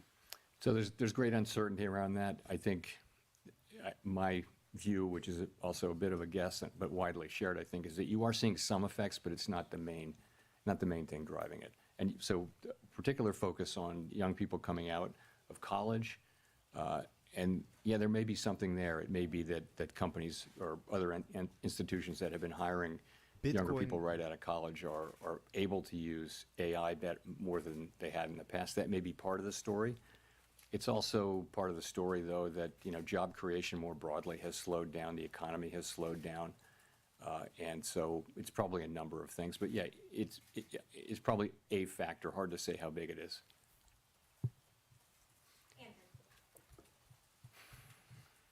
Thanks, Mr. Chairman. What evidence do you see of tariffs showing up in inflation? Well, if you can take goods, just sort of the broad goods category, and last year, goods inflation was negative. If you go back 25 years, that was the typical thing, was that goods inflation was, goods prices generally went down, even adjusting for quality. So that was not the case during the pandemic, of course. Goods inflation went very high, but we had essentially returned to zero or slightly negative inflation. Now, I think goods inflation over the course of the past year is 1.2%, which doesn't sound like a lot, but it's a big change. So we think, analysts have different views, but we think it's contributing, 0.3 or 0.4, something like that, to the current core PCE inflation reading, which is 2.9%. So it's contributing. What seems to be happening is that, the tariffs are mostly not being paid by exporters, mostly being paid by really the companies that sit between the exporter and the consumer. So if you buy something and you sell it through retail or you use it to make a product, you're probably taking a lot of those costs on and not able to pass it fully along to the consumer yet. That appears to be what we're seeing. All of those companies and entities in the middle, they'll tell you that they have every intention of passing that through in time, but they're not doing that now.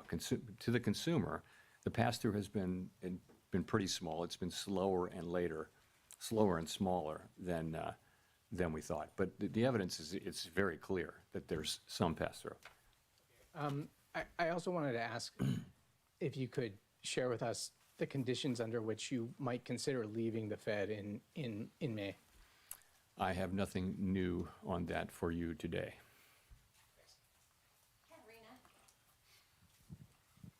Hi, Katerina Saraiva with Bloomberg News. I just wanted to follow up on one of your answers just a couple minutes ago. We've often heard you talk about how you and your colleagues do not think about politics. This does not enter the room. But one of your new colleagues does come from this world, right, where everything is seen through this framework of politics and of what party is being helped, and that person is still employed by the White House.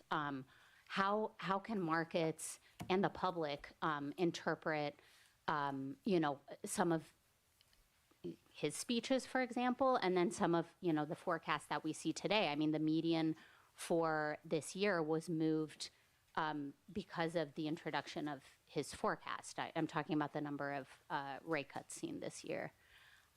What do you say to markets and the public that are trying to interpret, what you guys are saying? So there's 19 participants, of whom 12 vote, as you know, on a rotating basis. So no one voter, can really.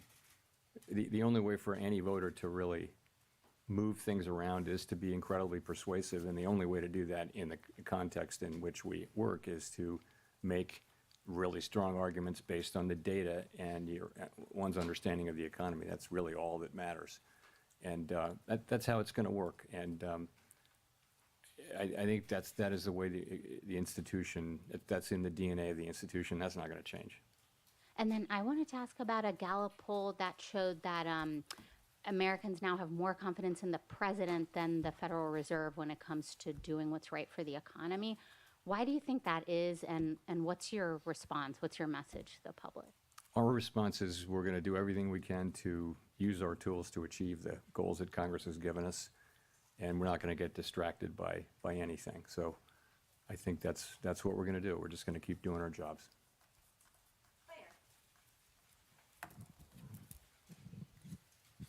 Claire Jones, Financial Times. Given the range of views expressed prior to the meeting, I think there was a lot less dissent today than a lot of people expected. It'd be good to know just what you think the drivers were of coming to that very strong consensus in the meeting, and also on the flip side to just explain why the dot plots are really so scattered between, someone even expecting rates to end up higher by the end of the year to 5 cuts. I mean, what were the kind of range of views you heard about, on one side, why there was so much support for a cut today, and on the flip side, why there's so much divergence about what comes next? So I think there's quite a wide assessment that the situation has changed with respect to the labor market. Whereas we could still say, and did say in July, at the time of the July meeting, that the labor market was in solid condition, and we could point to 150,000 jobs per month and many other things. I think that the new data that we've had, and it's not just payrolls, it's other things as well, suggests that there really is meaningful downside risk. I said there was downside risk then, but I think that downside risk is now a reality, and there's clearly more downside risk. So I think that's broadly accepted. And so that meant different things for different people. Some wrote down, almost everyone wrote down, supported this cut, and some supported more cuts and some didn't, as you will see from the dot plot. So that's just the way it is. I mean, people have, you have people who take this work very seriously, think about it all the time, do their work, discuss it with our colleagues. We endlessly discuss this between ourselves, and then we have a meeting where we put it all out on the table, and this is what you get. And you're right, there's a range of views in the dots, and I think that's, like I said, very unsurprising given the quite unusual historically unusual nature of the challenges that we face. But let's remember, though, the unemployment rate's 4.3%. The economy's growing at 1.5%. So it's not a bad economy or anything like that. We've seen much more challenging economic times. But from a policy standpoint, the standpoint of what we're trying to accomplish, it's challenging to know what to do. There are, as I mentioned earlier, there are no risk-free paths now. It's not incredibly obvious what to do. So we have to keep our eye on inflation. At the same time, we cannot ignore and must keep our eye on maximum employment, which is those are our two equal goals. And you will see that there's a range of views on what to do. Nonetheless, we came together today at the meeting and acted with a high degree of unity.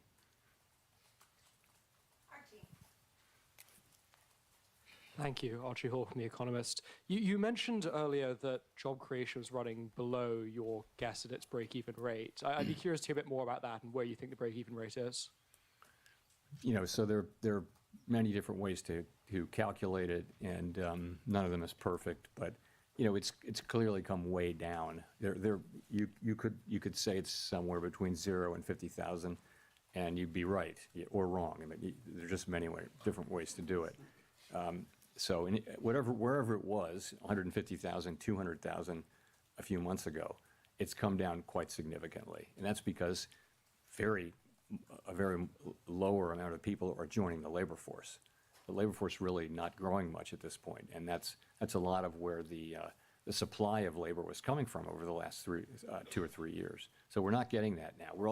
We've got much lower demand. It's interesting that supply and demand have really come down together so far, except now we do have unemployment ticking up just one tick outside of the range where it's been for a year. 4.3% is still a low level, but I think this speedy decline in both supply and demand has certainly gotten everyone's attention. Follow up, if I may. You mentioned the downside risk to employment a fair amount, but it's striking that measures of kind of activity and output for the third quarter, those that we have, seem pretty strong. The Atlanta Fed's GDP now is very strong. You mentioned strong PCE numbers as well. How do you square those things? Is there a chance actually could be upside risk to the labor market if those activity measures are right? Well, that would be great. We'd love that to happen. So I don't know that you see a big tension there, but it's gratifying to see that economic activity is holding in, and it's a good bit from consumption. It looks like consumption was stronger than expected, what we got earlier this week, I guess. And also we're getting, a fairly narrow sector is producing a lot of economic activity, which is the AI build out and business investment. So we watch all of it, and I would say we did move up.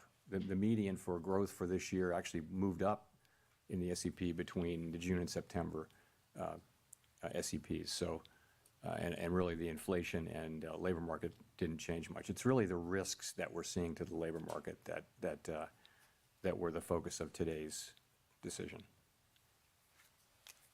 Nicole. Hi, Nicole Goodkind with Barron's. Thank you for taking my question.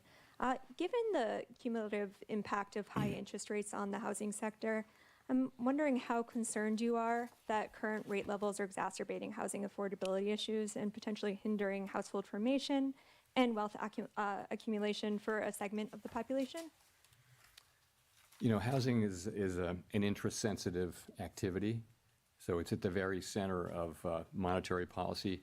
When the pandemic hit and we cut rates to zero, the housing companies were incredibly grateful, and it was really, they said that was the only thing that kept them going, was that we cut so aggressively and provided credit and things like that, and they were able to finance because we did that. The other side of that is when inflation gets high and we raise rates, and you're right, it does burden the housing industry, and so rates have come down a bit, and as that happens, we don't set mortgage rates, but our policy rate changes do tend to affect mortgage rates, and that has been happening, and that'll of course raise demand. Lower borrowing rates for builders will help, will help supply. And so some of that should happen. I think most analysts think that it would have to be pretty big changes for it to matter a lot big changes in rates to matter a lot for the housing sector. And the other thing is by achieving maximum employment and price stability, that's a strong economy. That's a good economy for housing. And then the last thing I'll say is, there's a deeper problem here. There's not a cyclical problem that the Fed can address, and that just is a pretty much nationwide housing shortage. Or a lot of places in the country just don't have enough housing for people, and all of the areas around metropolitan areas like Washington, for example, are very built up, and so you're having to build farther and farther out, and so that's where it is. And just a quick follow-up. During the last SEP, or the press conference following the last SEP, you seemed to indicate that policymakers lacked conviction about their projections, and I'm wondering if you still feel that way. Forecasting is very difficult even in placid times, and as I've mentioned before, forecasters are a humble lot with much to be humble about. So I think right now is a particularly challenging time, even more uncertain than usual. And so I don't know any forecaster anywhere, really. Ask any of the forecasters whether they have great confidence in their forecast right now. I think they'll honestly say no.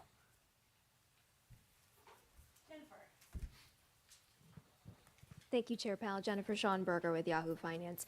If you're cutting rates, why continue to reduce the size of your balance sheet, then pause the unwinding? Well, I think we're cutting the size of our balance sheet quite marginally now. As you know, with the balance sheet, we're still in an abundant reserves condition, and we've said that we would stop somewhat above an ample reserves level. That's where we are, and we're getting closer to that. We're monitoring it very carefully. We don't think that has at all significant macroeconomic effects. These are pretty small numbers moving around inside a giant economy.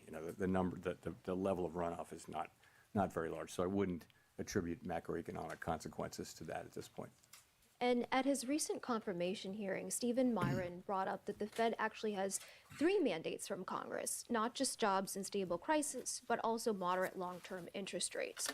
So what does Congress mean by moderate long-term interest rates? How should we understand that when we see the 10-year Treasury moving? And how do you think about this part of the mandate when policy choices like rate cuts or balance sheet reductions affect the long end of the yield curve? So we always think of it as the dual mandate, maximum employment and price stability, for a long time, because we think moderate long-term interest rates are something that will result from stable inflation, low and stable inflation, and maximum employment. So we haven't thought about that for a very long time as a third mandate that requires independent action. So that's where that is. And there's no thought of, as far as I'm concerned, there's no thought of considering that, considering that we somehow incorporate that in as something in a different way.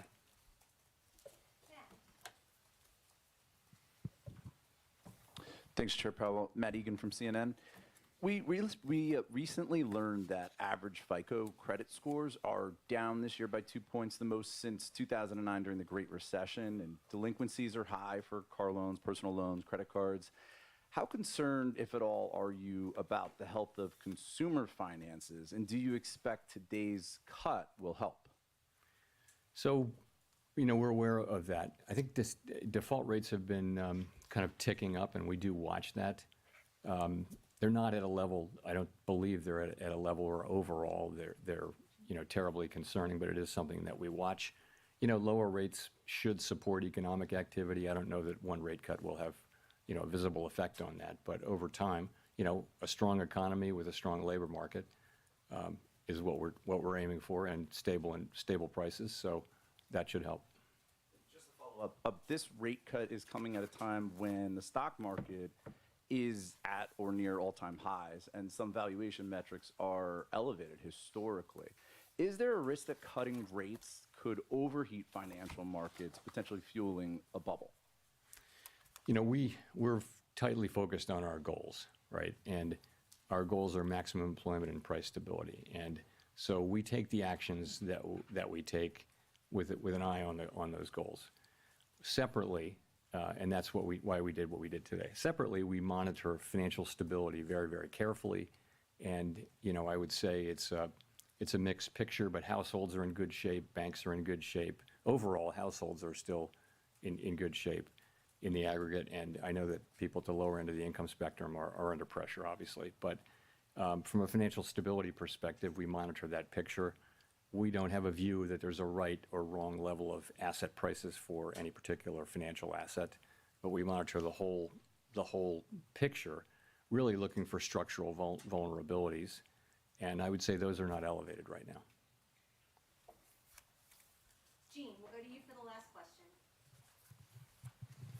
Hi, Chair Powell. Jean Young with M&I Market News. I wanted to ask about inflation expectations. You've said the Fed can't take the stability of inflation expectations for granted. You mentioned at the short run they've gone up a little bit. I wonder if you can talk a bit about that. And then also at the long run, wondering, do you see evidence that the debate over Fed independence and the growing deficit is putting pressure on inflation expectations? So as you said, shorter-term inflation expectations have tended to respond to near-term inflation. So if inflation goes up, inflation expectations will predict that it takes just a little while to get back down. Fortunately, throughout this period, longer-term inflation expectations, both break even in the markets and almost all of the longer-term surveys, Michigan being a bit of an outlier lately, have been just rock solid in terms of running at levels that are consistent with 2% inflation over time. So we don't take that for granted. We actually assume that our actions have a real effect on that, and that we need to continually show and also discuss our commitment to 2% inflation. And so you'll hear us doing that. But as I mentioned, it's a difficult situation because we have risks that are both affecting the labor market and inflation. Those are our two goals, and so we have to balance those two. When they're both at risk, we have to balance them, and that's really what we're trying to do. Your latter part of your question was about independence. I don't see market participants. I don't see that that's something they're factoring in right now in terms of setting interest rates. Thank you. Thanks very much.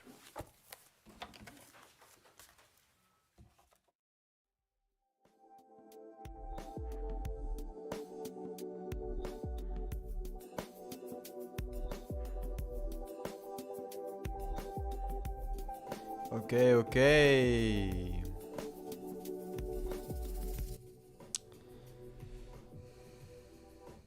That was it for today's Fomc. Let's do a quick recap with each other before I will be heading to bed because it's getting quite late here in Dubai. But let's do a quick recap. First of all, let's check what the prices are doing. Just like expected, consolidation. It seems like Ethereum and Bitcoin did actually come down a little bit, but now we are starting to bounce back here. Also, let me read through some comments. Market will go to 113K. Could be. It is indeed an important support level. How many days does the market explode after the rate cuts?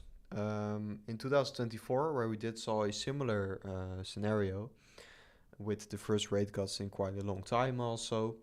We first of all saw some consolidation, volatility, you can call it a dump here, and that lasted about 2 weeks here. And that would line up with my Q4 thesis that in September we are probably going to bottom out. If we are going to see a new bottom, or we are just going to come down slightly, then eventually into Q4 I think we will be heading higher. Y'all was too bullish on the poll. When will the crypto market pick up? Quite soon, I do personally think, but maybe not over the next few days. Sad, definitely sad. That's based on historical data. It could be different this time. You never know what the market will do. We don't know. It will probably stay bearish for the next days, weeks, or at least consolidate. Although rate cuts are bullish, the market is bearish on the short term most of the time. I don't think the market is necessarily bearish, but yeah, some volatilities or some consolidations of volatility is likely from here. Exactly like we have been basically predicting also on the channel with this rate cut scenario, and it won't play out as aggressively as I draw it here, but ultimately I do think yes, we are in for some consolidation sideways chop maybe. Let's look to end stream in some news hitting the markets here. Google and PayPal. There's nothing. Powell concludes the remarks. Fed Powell, we have a nationwide housing shortage. Fed Powell would need big Fed cuts to matter for housing sector. Powell says almost everyone wrote down support of this cut. Interesting. Fed is very likely to cut rates next month as well per poly market, bullish for Bitcoin. Yeah, let's also head back to my page. Like stated, guys, you can now claim a 50% deposit bonus on everything you deposit on LBANK up to 2.5k plus a 100% loss refund guarantee. If you want to trade on this offer, basically, make sure to check out the link in the description on this live stream. Also, if you do want to join my VIP Telegram channel, where me, CryptoRover, and 5 professional other traders are sharing our setups, just like we have been doing before the Fomc. I'm sure we have been printing once again.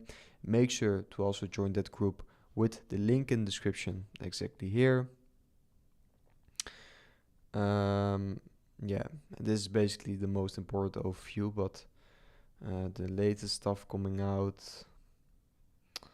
Powell says the Federal Reserve can no longer say the job market is solid. Powell says I don't feel need to move quickly on the rates. That's kind of hawkish language here, which is not very bullish for the markets. This is kind of hawkish language in my opinion. Powell says the overall effect on tariffs on inflation remains to be seen. The Fed maintains current pace of balance sheet drawdown. Yeah, we did discuss this before the speech. Also, a little bit hawkish maybe. Not something I was hoping to see for the markets.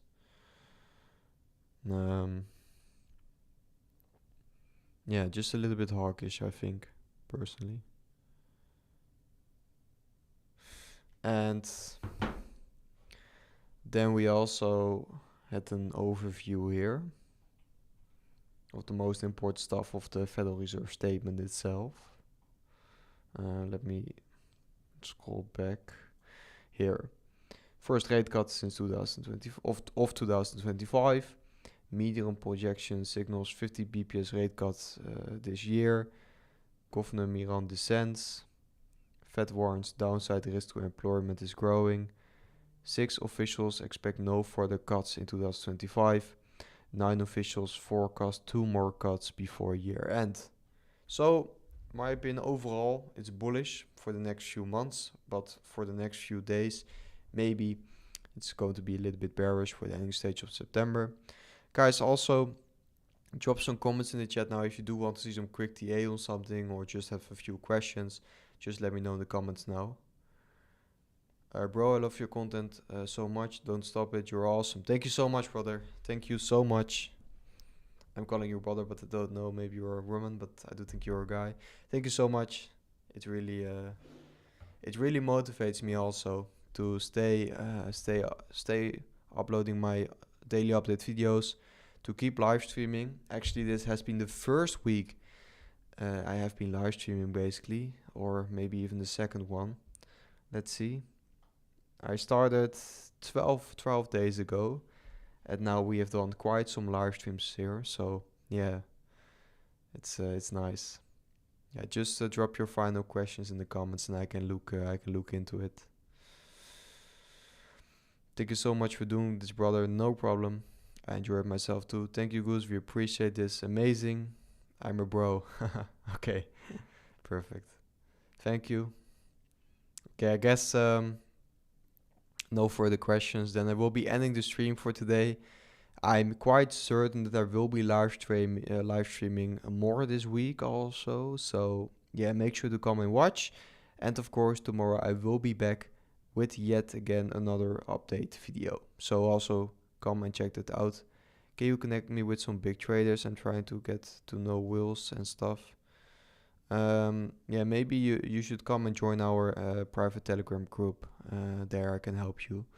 And also maybe you can get to learn some other people's, because we do have quite some large traders in our group. We have people in the Telegram group. We have people with multi-million-dollar positions open. Once I exit the bull market, I will definitely continue to follow you in the bear market with the VIP channel also. Amazing. Oh, you're also a member of the VIP channel. Very cool, very cool. Yeah, I think the VIP channel is just... we started this I think 2 months ago or something now. Yeah, or not even 2 months ago, like 1.5 months ago. I do think it's developing quite nicely with all of the traders. And yeah, it's truly starting to become a great community.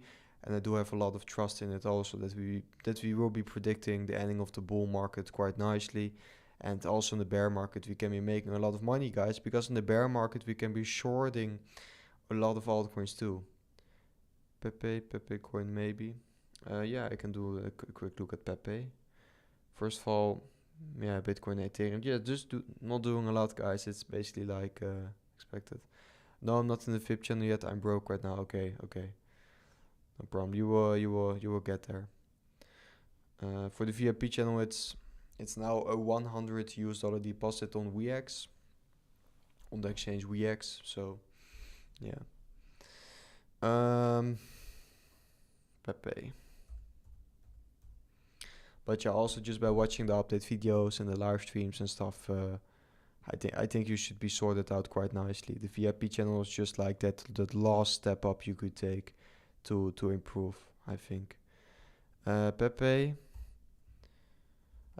I think Pepe has been showing some nice strength, and yeah, look, Pepe is actually in a quite nice chart. But yeah, the thing with Pepe is I have some PTSD on Pepe because I got liquidated on Pepe also not so long ago. But yeah, interesting. This is on the monthly perspective even. Let's look at the weekly. Yeah, amazing. Maybe we should be opening a Pepe trade quite soon. I mean Pep, it's not an E token. Oh, I don't know, then I guess it's a very small cap. We can do that in another live stream.